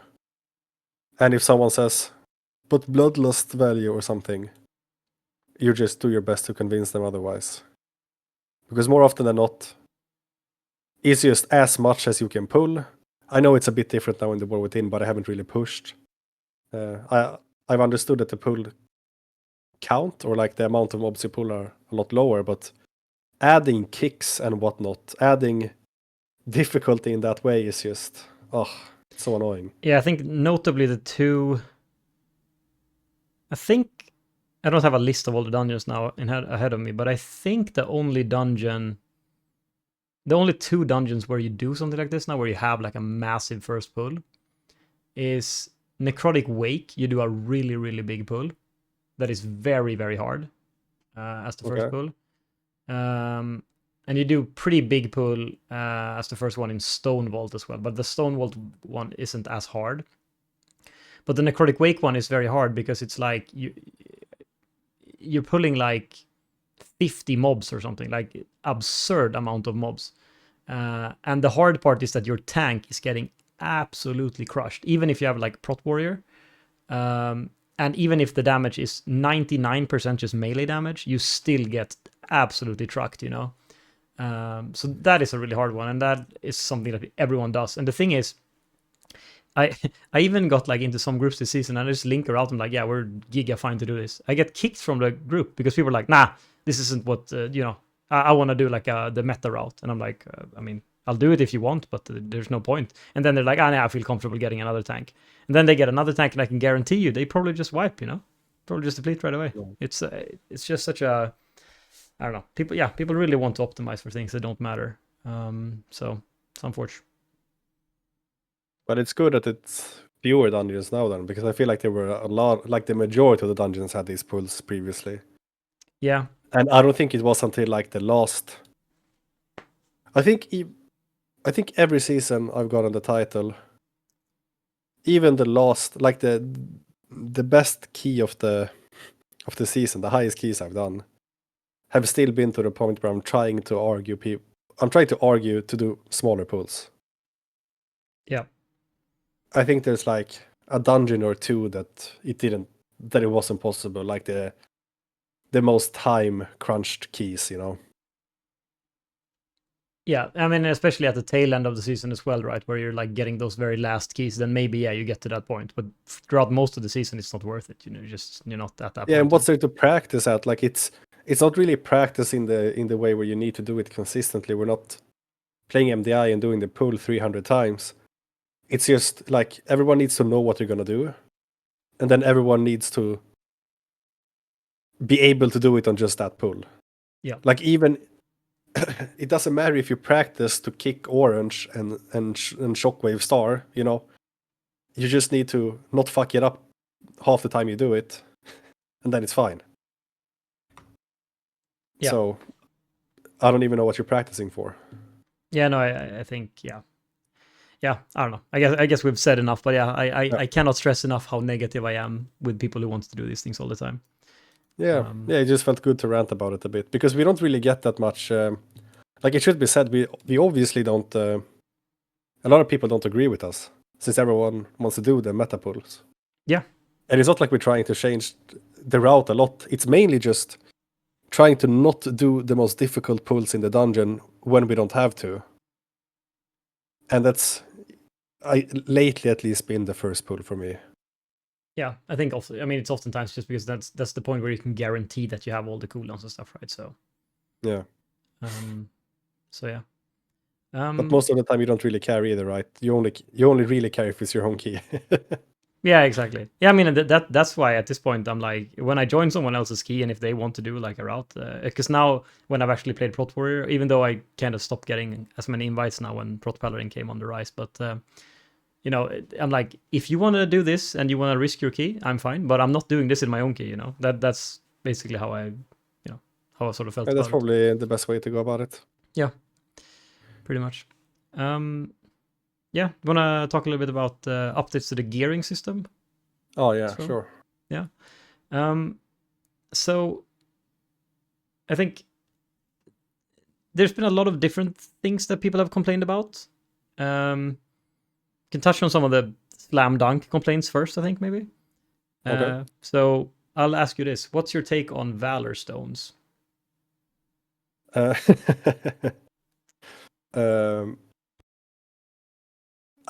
think it's completely unnecessary. I don't really understand what the purpose of it is. Like I would assume that they want people to feel like they're using some resource and just can't freely upgrade gear, but it doesn't really matter. I feel like catching up Valor Stone, so to say, like upgrading an item up onto your previous max. I don't see any reason why that should cost 0 Valor Stones. And even better, just don't have them. But the reason I laughed is because I've heard so many people whine about Valor Stones. I don't think I've dropped below 1,000 at one point. I have every like consumable that gives Valor Stones in my bags. I haven't used them. I'm always capped, kind of. Yeah, I've always been horrible like system. I've been opposite, but I've been like stuck close to 0, even though I had, you know, at the start, before the season started, I had 2,000 and I had those bags of Valor Stones and everything, you know. But I think it's very spec or class specific. I think obviously for Fury Warrior, I think Fury Warrior has it worst because two-handed weapons cost so much. I think upgrading, like doing a first time upgrade of a 200 weapon costs more than the cap, I think, which is crazy. And then even when you get the discounted one, it's like 1,400 or something. It's like, it's a crazy number. And there's just, and it's just like, how many do you get from like a world quest? Like it's 25 or 19 or 26 or like the low numbers, right? So, yeah, it's a horrible system. Like you can't really grind it, and some people need heaps of it, and some people don't need any. So it's not a resource for me for whatever reason. I crafted a weapon, maybe that's it. I don't dual wield. I don't gear for. I mean, I 3 also different, crafted a weapon though, so I don't know. stats. It's still Yeah, but you have a second weapon, I guess. Yep. Yeah. So yeah, it's just a bad system. Yeah, or if they're gonna have it, it needs to be grindable, because who would want to sit on an item you can't upgrade, but it's technically an unlimited resource you can't get in any plausible way? Yeah. I feel like it's just. I mean, if they really wanted to have it, they should just remove the cap or double the cap or triple the cap or whatever, and just increase the acquisition by like 5x or something, just so it's never restrictive. If they really want to have a resource, that's fine, but there's no reason why it has to be restrictive, you know? And it should probably only be a resource for whatever they're trying to achieve. I think it's just in both the first time upgrade and the catch-up upgrade out of convenience, but I can't see a single reason why it would be for both. Like, they're clearly attempting to stop something or make you feel something, but it doesn't matter for it doesn't make sense for it to be on both, right? Okay. Like, either they're trying to slow down like having a bunch of rings or a bunch of clones of items in your bag, or they're trying to make you feel like you're upgrading your first item, but I really can't see both. Okay, but what do you think about this? Why can't I... I don't know what the lowest crest is called, like the baby crest. Why can't I take 15 of those and turn into 100 Valor Stones or whatever? Or like, because you have infinite of the 2 lower crests, right, that you've just gotten from random shit. Why can't you turn those into Valor Stones, for example? No clue. Because then if you could do that, then you wouldn't be a problem either. There's so many things they could do, and it just... Yeah, I don't know. It just doesn't add anything. I'm pretty upset about the system as a whole. I feel like it's just it's just been annoying, you know. Yeah, it's a very bad system for sure. But that's at least very easily fixable, I think. So there's not much to say there about like what to. I mean, yeah, there's a bunch of ways they can fix it. All of them would be good. This is just annoying, you know. The sad part is that they haven't done it in. I mean, it was the same problem last expansion, right? I don't remember if Flight Stones were as restrictive. I can't really remember. I think it's the exact same system. Maybe you just never got down on 0 with a weapon to go or something again. Or, yeah, maybe you just wasn't put in the same position. Yeah. Because I do remember grinding Flight Stones. I just, for some reason, haven't needed to get any Valor Stones. Right, yeah. Yeah, I mean, the thing is, I guess, like, the more you have... I guess this can lead us in a bit to crafting, because the more you have crafted, the less this problem has been a thing for you, because a craft only costs 250, or, well, 500 if you're crafting a 200, but otherwise it costs only 150, right? 250, right? Because you need that to create the spark, right? Mm-hmm. But that's obviously way less than what it would have cost to upgrade something that far. So I think if you've utilized crafting a lot, then it's not been as much of a thing. But what I wanted to say about crafting is that some changes they've made has made crafting kind of weird. So I have only crafted 2 things. I've crafted my 2 embellishments, and that's it. Have you crafted anything else than your 2 embellishments? Yeah, I crafted a ring last or the reset of the kill. Okay. Because it was the only thing I had left that I could get full value of. Because I had a ring on whatever item level that hadn't spent any mythic crests. Right. Yeah, so I had a few weeks where I would have crafted, like if I didn't get like anything in the vault or whatever, I probably would have sent a craft just because.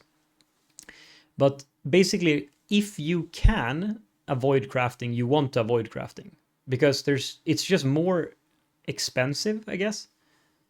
Because it costs you 90 crests now. Previously, like, it costs you only 60, I think, out of the 90 cap, right? But now it costs you 90 out of 90, so it's the entire week's cap. And if you take 1 out of 6 Myth Track, that costs you, what is it? You get 6 It's upgrades the a same week. amount. No, it's only It's 5 75. Okay. So you get 75, and then and that also takes you actually 1 level above, right? Yeah, but I get what you're saying, but for the long term that makes sense. But I don't think it really. It depends a bit on how many myth track items you have, right? Because I think for progression, most of us, or a lot of people, must have been in the position where you either put your craft or your aspect crests into a crafted item with preferred stats, or you have to send some of your crests into a hero track item or some other item that might not be as good, right? So the trade-off is perfection with a minor loss of eye level, in theory. But then you might lose at eye level the coming week by default or raid drops, right? Yeah, I mean, if you want to really min-max it, you have to think about like at what point in time do you want to peak? And for us, Yeah. of course, it would be like when the raid that you kill the last boss, you want to be at your peak, right? That's probably Yeah. the most valuable that you're gonna get, right? Yeah. But yeah, I feel like as long as you were able to spend your crests on myth track items, you would never have crafted, which is what ended up happening for me. But the only reason why that was possible was because I have all the 3 BOEs, right? Yeah, okay, yeah. Because if I didn't have any of the BOEs, then I would have had to craft a long time ago. Probably craft 2 more items or something. But yeah, I don't know. I don't. I mean, Oh, no, never mind. I actually sent 3. I think I sent 4 crafts 4 crafts. Okay, yeah. for the same reason. But I wasn't allocated any gear, and didn't farm the BOEs. Yeah. And I'm still not sure it was the mathematical optimal thing to do. But I think for the kill week, it ended up being the best thing I could do. But I also was replacing a ring that didn't have the best stats. Right. Yeah. But I just wanted to touch on something I don't think we've spoken about. Yeah. Do you know about the ring and weapon crafting catch-up bug? Yes, I do. That might be value to say out loud because we found this out by ourselves, I think, by accident, and then we figured it out. And I don't know how public information it was, and I it used was this. on competitive WoW Reddit. Oh, okay. Yeah, I don't know. Do you want to explain it, or do you want me to explain it? I can explain what I did. Yeah. It didn't end up mattering because I replaced that item I caught up with, but no, I think it ended up mattering actually. I gained 3 eye level from it. Okay, so basically, you can correct me if I'm wrong, because I've only understood this secondhand. Yeah. So I crafted a ring, and obviously you need 2 rings in order to be able to catch up a ring. So a way to make my single crafted 636 ring count as 2 is either to recraft it with different stats or have another crafter recraft it. So I just had another crafter recraft it. Or maybe it was the embellish because I sent like the 2 sparkle embellish on it because I didn't want an embellish on it, but I needed it to be able to be recraft. But then you could just catch up all rings up to that eye level. Yes, exactly. Yeah, I don't know about the other person recrafting it or not, but maybe that works. But I think the embellishment or the stats definitely work. Yeah, it might have been the embellishment then because I didn't want to change the stats, and I didn't think about the embellishment.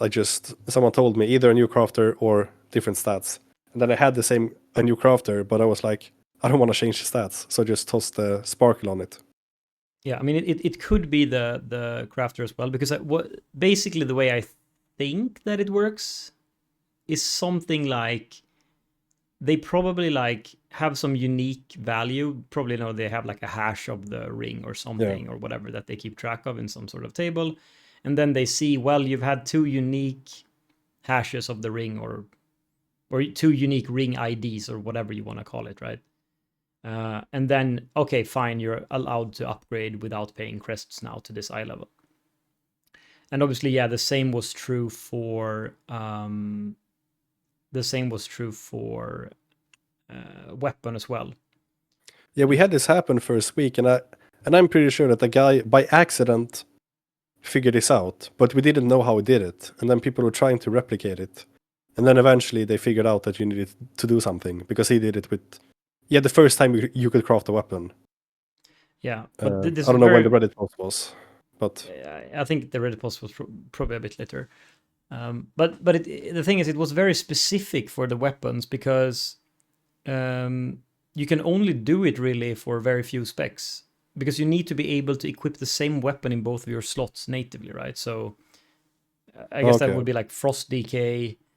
We had an enhancement shaman figure it out, and we had a rogue being able to replicate it, and they were still unsure about what did it. Yeah, exactly. But so yeah, there's a few of them that can do it. But for example, well, yeah, I guess I mean, it would be completely pointless to do this, but Fury Warrior could do it if you did one-handed weapons or something. But because two-handed weapon, when you craft a two-hander, you already get your second two-hander for free anyway, so it doesn't help, or there's no point. What do you mean? The upgrade reduction or what? Yes, if I craft a two-hander, I already get my second two-hander for free. Oh, that's great. Yeah, but that's because of arms, right? It would be super weird if arms had to have two-handers. So I guess that's why it's always been that way. But also because two-hander already costs 2 sparks, so I don't think that's too. Yeah, I know they put this in this season for PvP, just a Fury PvP side note. Yeah.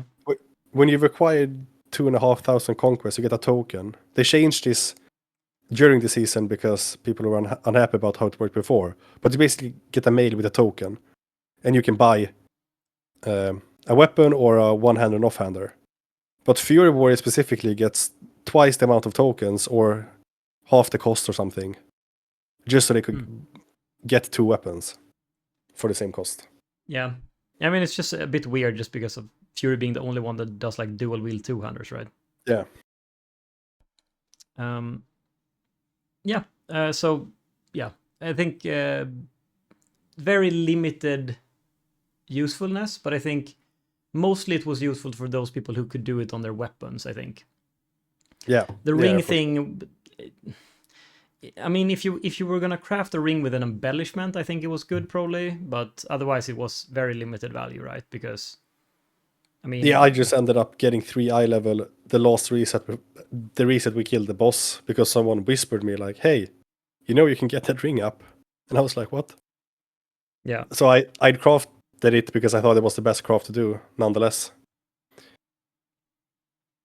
Yeah, exactly. Yeah, I couldn't do it because obviously I didn't. Weapon thing wasn't relevant, and ring. I haven't crafted a ring, and I don't want to craft a ring. Like there's no point for me to craft a ring. But yeah, that can be good to know for next season, maybe if something relevant comes up. At least. Yeah, ring value for craft goes up a ton. I mean, especially if you can put your embellishment on it so that you don't lose anything. Like you're not gonna craft like a ring early in the season just because, right? Like if you don't need the embellishment or whatever, that's not gonna happen. But Well, you probably go weapon first, and then you have like you put your heroic craft on whatever, I guess, and then the second craft, if you're not I'm just disregarding two-hander here. Yeah, you just put it on the ring, recraft the ring, and you've saved a lot of, or you've gotten a lot of secondaries at least. Yeah.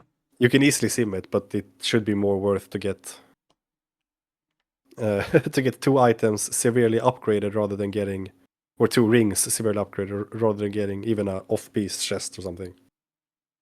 Yeah. I mean, the thing is, you kind of need to have another myth track ring, right? Otherwise, it doesn't really. Otherwise, you can't utilize it as much because you can only get it to like 626, right? So then you get way less out of it. So you need to still have the 30 ring. crests otherwise, or 2 upgrades. Yeah. Yeah, exactly. So it's a bit dependent on what you kind of have. But like, how do you feel in general about like obviously the crests now? Like it takes longer to gear. Yeah, like there's a bigger track and you get fewer crests, I guess. In Yes. general, I think it's a better system because I think it achieves a lot of things where it's slower, meaning that they didn't this tier, but they can in theory tune the raid a lot better, right? Because we had significantly better gear than the Race to World First guilds. Yeah. We always have better gear, but now we have significantly better. And I think this is a way better solution than the percentage buff that they introduced. Because it will still be a while before the average raid item level is 638 or something, right? Yeah. So I think that was the right call. I do like where the power of crafts lie. I'd spontaneously say it's a perfect point where it shouldn't be it's not the theoretically best craft. It can be in some situations, and if you know when your end date is, it probably will be a very, very competitive option. And embellishments makes it so that you at least want 2 crafts. So yeah, I think crafting's great. I think upgrades great. I think Valor Stones seem to be unnecessary. I think the myth track is kind of good. I think I heard this from Ratnos, but maybe the hero track could go a bit higher. You'd still not want to, like, you wouldn't want to toss even more aspect crests into hero track items because the space between the lowest myth track and all the other aspect crest required upgrades below, right, are wasted. Yeah, So I think that's it's only optimizations they could do. one. It's one upgrade that you waste.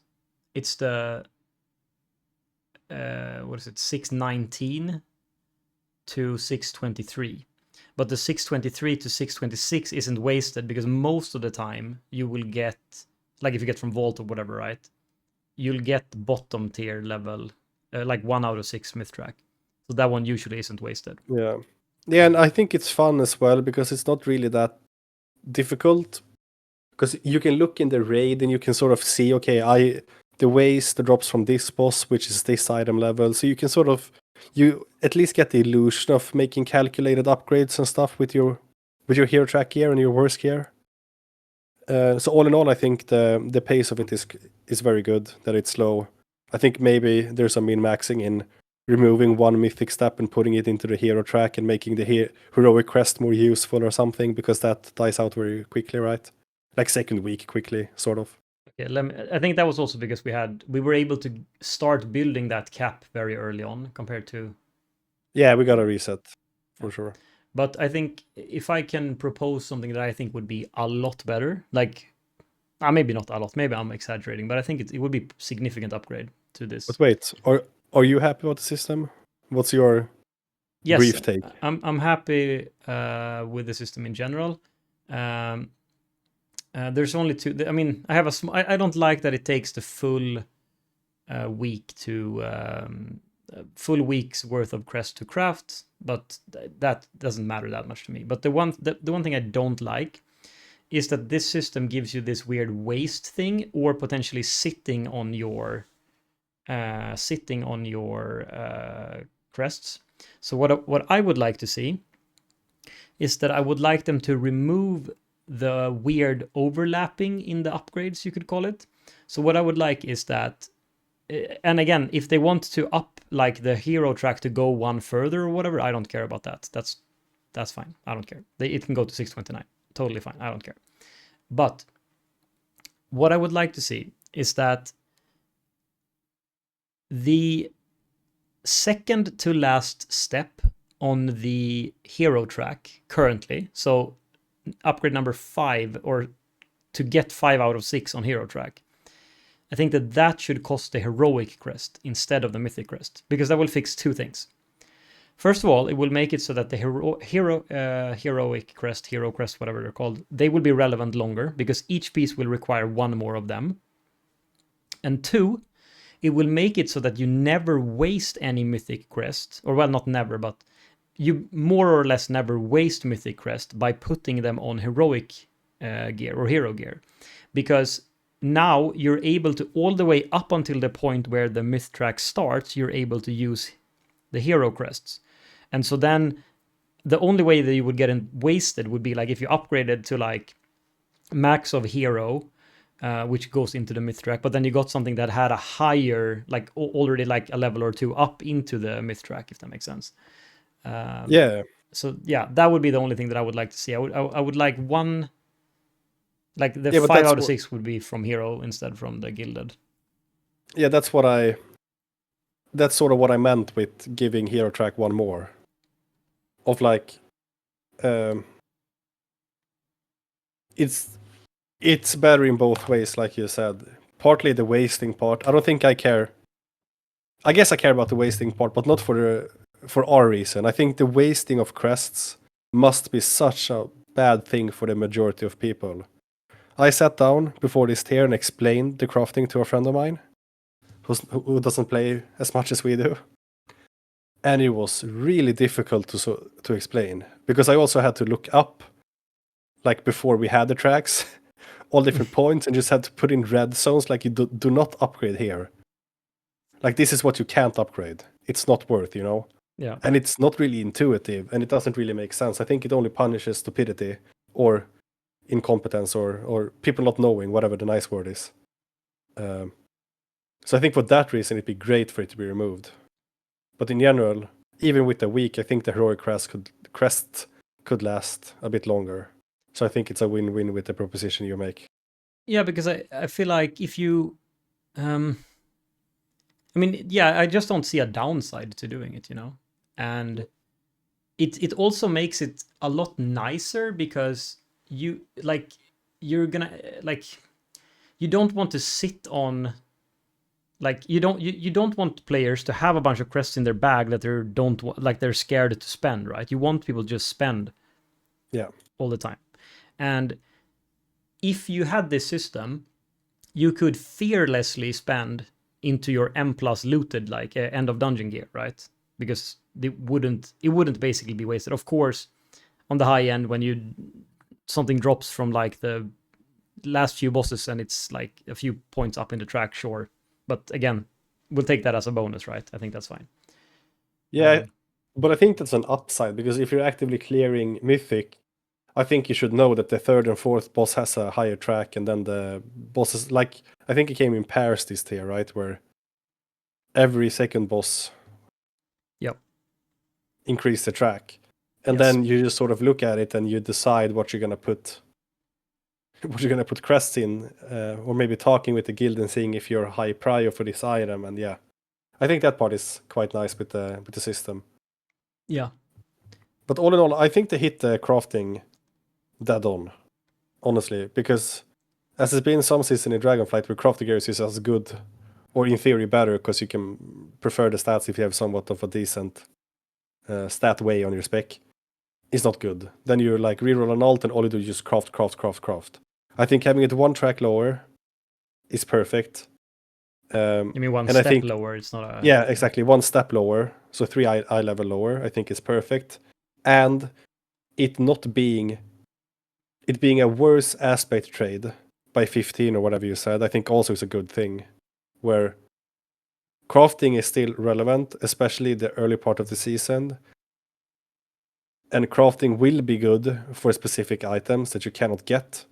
I guess neck and rings might be the dominant one. Yeah. And the embellishment, if I didn't say that. Yeah, Because a lot of people like me, I craft a weapon first thing the first time I could, right? Yes. And that's so, it feels so good to get a high eye level weapon. And obviously this is not the weapon you'd play by the end of the season. Like you choose to waste your crests for progression. Yeah, and I feel like that's fine, you know, but I Yeah. just don't like it. Doesn't feel good when you craft that you know that that's all the crest. You're not doing a single other upgrade. That's all the crest that you have. That I don't think feels good. But I But that understand why would they had sort to. of be alleviated by shifting the tracks a bit, right? Because if you used heroic crest another track, then you could make the craft cost 75 instead. And then you'd at least have one upgrade. I don't think you could, right? Or could you? Maybe. I would have to Maybe think I'm about that. thinking about it wrong. Maybe. I would have to Maybe think I'm about that. thinking about it wrong. Maybe, yeah. I'm not gonna. But they could solve it somehow, right? Like they could make it not be the entire week's cap, but still make it not mathematically worth. I mean, the easiest way to do it, like without thinking too much about it, is to just give you 15 more. Yeah. Per week, right? Increase the cap, but that also speeds up the game. But I think that would have probably been fine. So they could have done that. But yeah, there's certainly a way to make those properties still be true, but it's not taking up the whole week, I guess. But yeah. But I understand why they had to increase the price, of course, because if they didn't, then it would be like it's better to craft because, like, you know, that's more value or at least the same value. So you would never want to upgrade anything. Yeah, but you agree that the sweet spot for crafts is where you want embellishments, but the crafts other than that are competitive but slightly worse. I think they should remove embellishments. Probably. I think that'd be kind of that. I would have to think about it, but yeah, I think they should make the embellishments more fun, or I think they should make the embellishments more utility based or defensive based. Yeah, I mean, do you ever like? Because you never think about your embellishment, right? You never do anything with them. No, the embellishments are really boring. From like you don't feel them, you don't see them, they don't do anything noteworthy to your rotation. It's just I might be on the wrong side here, but I always liked like the shield neck or the pride ass or like these other effects. Yeah. Could be better because then you'd still want to craft them, and maybe you'd feel that you get a shield every 30 seconds or something. Yeah, and maybe there could be one that gives you, because maybe all classes don't need a shield. Maybe something could give you like a small sprint on a 2-minute cooldown, or I don't know, whatever. It could be an active, it could be anything. Yeah. But when it's just like passive flat damage, like the one that most people play now, the Dark Moon Sigil Ascension in raid, what's the point? It just stacks up over the first, first 30-40 seconds of the fight or whatever. It stacks up your stacks, and then you just have them for the remainder of the boss, right? It doesn't do anything. It always surprises me because I feel like Blizzard could get away with so many of the boring systems by just making them look cool at least. Like all the head or key embellishments could just give you like a different color of some set of wings, and it's just like the wing embellishment season. And if your Ascension gave you a wing, a set of wings on the proc, it would feel good. Like you'd know when it's max. You'd look at the meter and you'd tell yourself you do more damage because you look cool. Yeah, I mean it's just I think just anything now. I think the only reason it's there now is because they want to force people to be able to interact with the crafting system, and then they have to make them numerically a DPS gain or whatever, and then yeah. And that I think is fine. They should just make them more fun in some way. Yeah, I think that would make sense. Another thing that kind of changed now is that there is no, like, when they extended the mythic track or the myth track, they changed it so that there's no way to go above that now. Like, there is no item in the game that is higher than 639. Whereas if you remember previously, there were very rare items or items from the last boss or whatever have you that were higher eye level than the cap of the track. So I feel like that has probably, because I've been like kind of hating on very rare items a lot, but I feel like the value of the very rare items has kind of gone down now. Would you agree with that? I think so. I have no clue if that's eye level or just the relative power of them. I mean, I think it's both, probably. I mean, but I think it's a bit cooler now where I guess you can have both sides. When they're higher item level, they're very likely, besides like some specific trinkets, that they are going to be the best item for you, especially when you put in the catalyst in mind, right? Yeah. So that's a bit boring, I think, where everyone just wants the item. And I do think that very rare is still a very stupid concept. Just make every item drop equally, even though some are cooler than others. But maybe it's a bit more fun, in my opinion now, where the power level is a bit more even, so only some people want to play with them. And I guess that feels good when you're the person on the high high prio on like the Ansarek ring or something. Yeah, I guess the Ansarek ring is the one that is just brutally powerful. Like it's crazy OP. On single target at least. Otherwise, it's not that good. But I mean, the other like the neck from Sikran, like it's the only neck that has that much haste. But otherwise, other than that, it's nothing special, right? Like the weird mana thing on it isn't really that OP. The cloak from Rashanan, I think, is okay, but again, That it's seems not. very good to me. Yeah, it's probably like good for like it's a good thing to have, but it's notably it doesn't give you any damage, right? Which I think is probably a good thing. What people care about.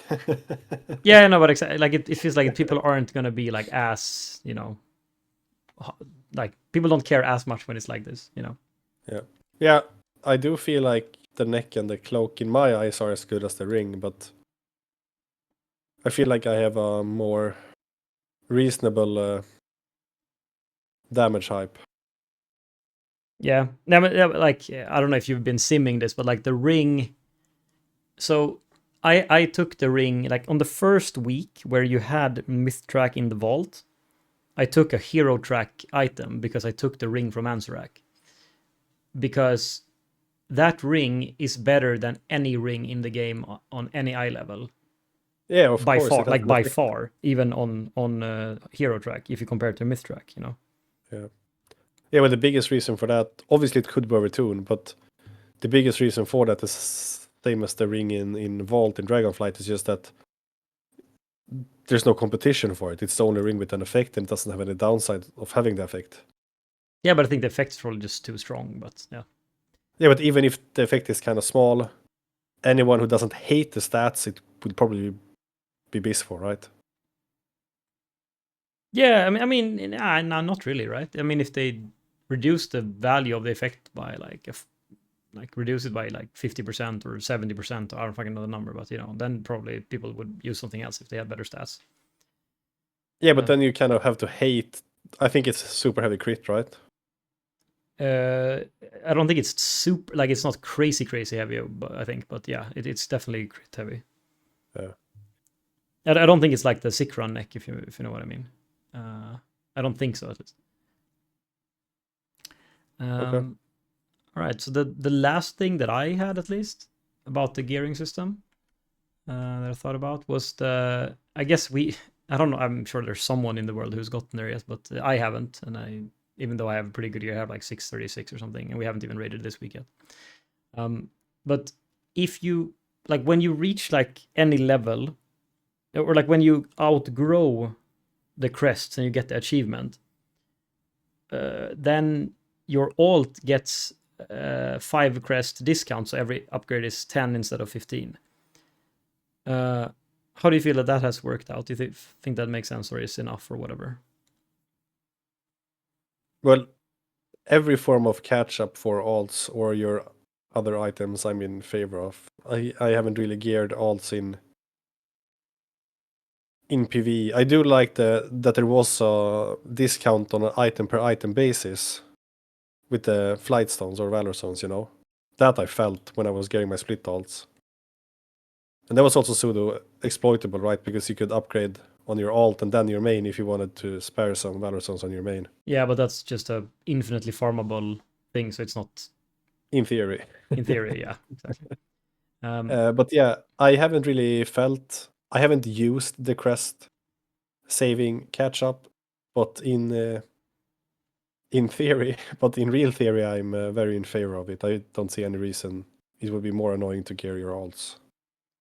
I think it's just that at this point, it's people complain that it takes just too many keys to catch up on your alt. You need to do like 100 keys or whatever, to catch up for the season. Yeah, it's horrible. Always.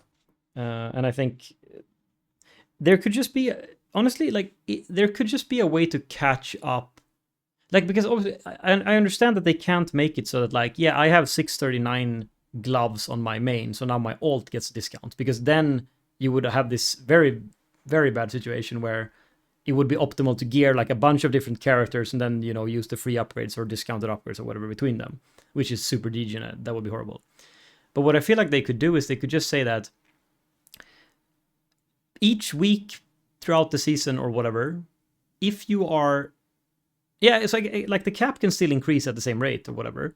But if you are behind the last week's cap or whatever, then you get 10% more crests, and then that increases each week or whatever. Like it doesn't even have to be much, 10%, 20%, whatever. Like just any like something that like over the season makes it so that you still wouldn't have to like probably like if you came back now, right, and you had 0 Mythrack crests, you would only have to do say I don't know 20 dungeons, and you would be just have full cap, you know. Like Yeah. I feel like it would be so easy to put in some form of system like that, but they haven't, which is kind of annoying. I don't know which side of it you're wanting to please more, though. If you want to, I'm not sure if new players are as fussed about it being a slow process as people doing it on several characters. I would assume that several characters is the bigger issue. Yes, I think it's the alt thing that people mostly like. People log on to their alt and they're like, oh yeah. And I mean, I see this on my alt, because like the way I play my alt warrior, right, is because I only want it to be geared for the next tier. So I do 110 key a week on that. And I can only, basically every second week, or I guess it's more, but like, I don't know, 4 weeks out of 5 or whatever it works out to, I can upgrade 1 step. Yeah. That's it, you know? And that's just so slow. And I feel like it would be nice if it was a little bit faster. Yeah, but this has been a problem even with even when there weren't as many upgrade tracks as in Dragonflight. It was still a big problem. Like I've gone through this. I remember I geared my Mistweaver mid-season once, and it was. I did the math at one point when I grinded, like how many more do I need to do, and I just looked at the calculator of like 50 dungeons something. Yeah. And I was like, oh my god, I can't do this.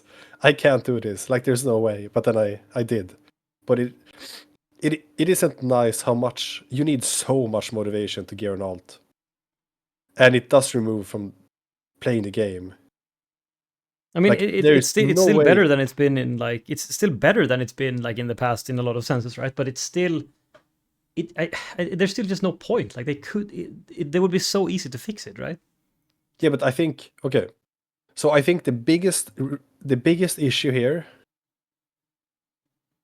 like they could solve the issue by when it's the most annoying, and they could just make you earn so many crests in the beginning, and then it would taper off.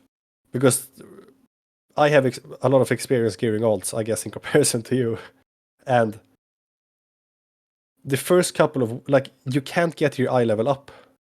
Like you get the drops, you get whatever, you get boosted by your guildies, but you don't have any crests. It feels so bad because it's such a slow start.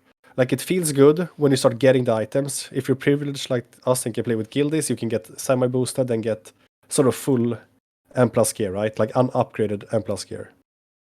And then you just stop. Like there's zero progression. Like you get an item level a day or something if you play a lot. Like a lot. So I think if you're ahead, if you haven't played anything this expansion, you should probably get the entire week. Like you should get 90 crests the first dungeon, and then 75 crests the second dungeon, and then 60 crests the third dungeon, and then maybe stay at 60 crests or get 45. I don't know, but you should get a lot of crests and a lot of valor stones in the beginning. I think, just to make it fun. I think it'd be okay if you needed to earn the last 180 crests the old way, so to say, might be okay. But you can't do anything meaningful if you're trying to play content on the character otherwise. I mean, the thing is that, funny enough, they have this exact same system for the Narrowbar Finery. They have a catch-up for alts. And it's fine. That's right. I don't know why they couldn't have the same thing for Crest. Because there's no way to exploit it, right? There's nothing OP about being able to get back to the crest cap. There's nothing OP about it, you know? No. And honestly, even on your main, even if you went on vacation for a week or two, why shouldn't you be able to catch up? Like you already lost out on any loot or whatever that week, right? Why couldn't you just catch up the crest really quickly? I don't know. It just feels like a... I don't know, but I think the problem is that, or maybe it's not a problem for Blizzard, but a lot of the times you want like the perfect system. And when I'm trying to keep whatever they're trying to achieve in mind. And I'm just speculating on what they're trying to achieve. But most of the time, there's also a sort of a middle solution that's a lot better. And they wouldn't have to make it the best catch up in the world. Like, you'd still have to play your alt, do 20 dungeons, do 30. I don't know. It doesn't really matter. But they sort of need to address the pain points. And I think they need to address alt issues in general, because WoW probably... There's not many new players coming to this game, right? They just need to make the game good for the people that like the game, and more people will return, and more people will play. I think we both know how many people get disincentivized to play or disheartened to play because of how some of the systems work. And I feel like alts is a huge one, because pretty much everyone that raids, or most people that raid, just love gearing alts. But they stop.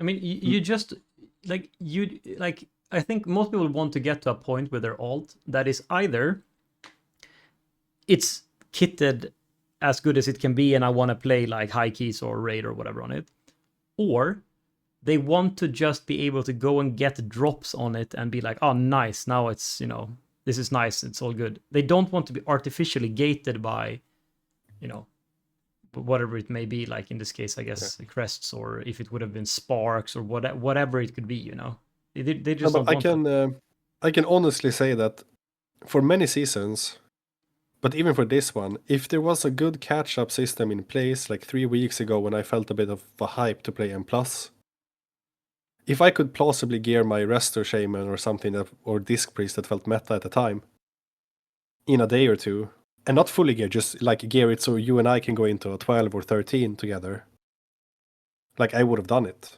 Like, there's no doubt. And maybe I'd be hype and I'd participate. Yeah, like surely they push people out of doing content. Sure, 100%. There's no way they But imagine if we talk now and I'm like, yeah, okay, let me gear you want to play M+? Let me gear a Disc Priest. When would we play? Like, honestly, if I started tomorrow, when could you and I enter a 14 key? Like, it's not this week. No, you probably have to play a lot. Like, it probably have to be a couple of resets just to get the vault and whatnot. Like, it's such a rough path. Like, the thing is, though, the like super annoying thing is, like, if you could get like a really good discount on catching up on the crests, we could probably do it very quickly, because you would just have to get like any piece, any hero track piece, right? And you could upgrade it enough to where you could actually play, It's literally just because of the crests. Like, actually getting an item of hero track or better in each slot doesn't take that long, right? Not if you have help. Not if you have help, exactly, yeah. So, I don't know. Yeah, but I think that's such a clear point, because I remember so vividly when I was getting my Mistweaver, I think I even wrote to you and whined about it. Because it is fun to play the alt when you're getting upgrades. And you are getting upgrades until you've sort of filled all the M+ slots. Maybe you have like a ring and a waist missing or something, but you basically filled all the slots. But by that point, you haven't even dented the crest problem. Yeah. And then you've committed time into it, and then you're starting to look at the issue ahead, and it's like, okay, so in 50 dungeons, I'm fully geared if I have the Valor Stones for it. Yeah. And that's the point where you put that character on the fucking bench. Yeah. That is pretty much it. It's annoying. I hope they but yeah, I think they've been pretty good at like adjusting this crest system since it came out, and it's just become better and better. So I have some hopes. I think this is the next thing that I would really like them to look at, like this thing. Yeah, they need to bridge the gap between 620 and 630 eye level, kind of, Like, they need to not make that part horrendous. Yeah, yeah, definitely. We managed to, even though we say like before we're gonna record every week, we're saying like, oh yeah, but this one probably not gonna go so long this time, not much to talk about, and then we still managed to make a longer podcast every week. Yeah. That's okay. We actually need to start cutting back next week. Yeah, this takes way too long. But well, that's fun. Anything else you wanna add here? Yeah, I guess it's the everlasting question. How do you end the podcast?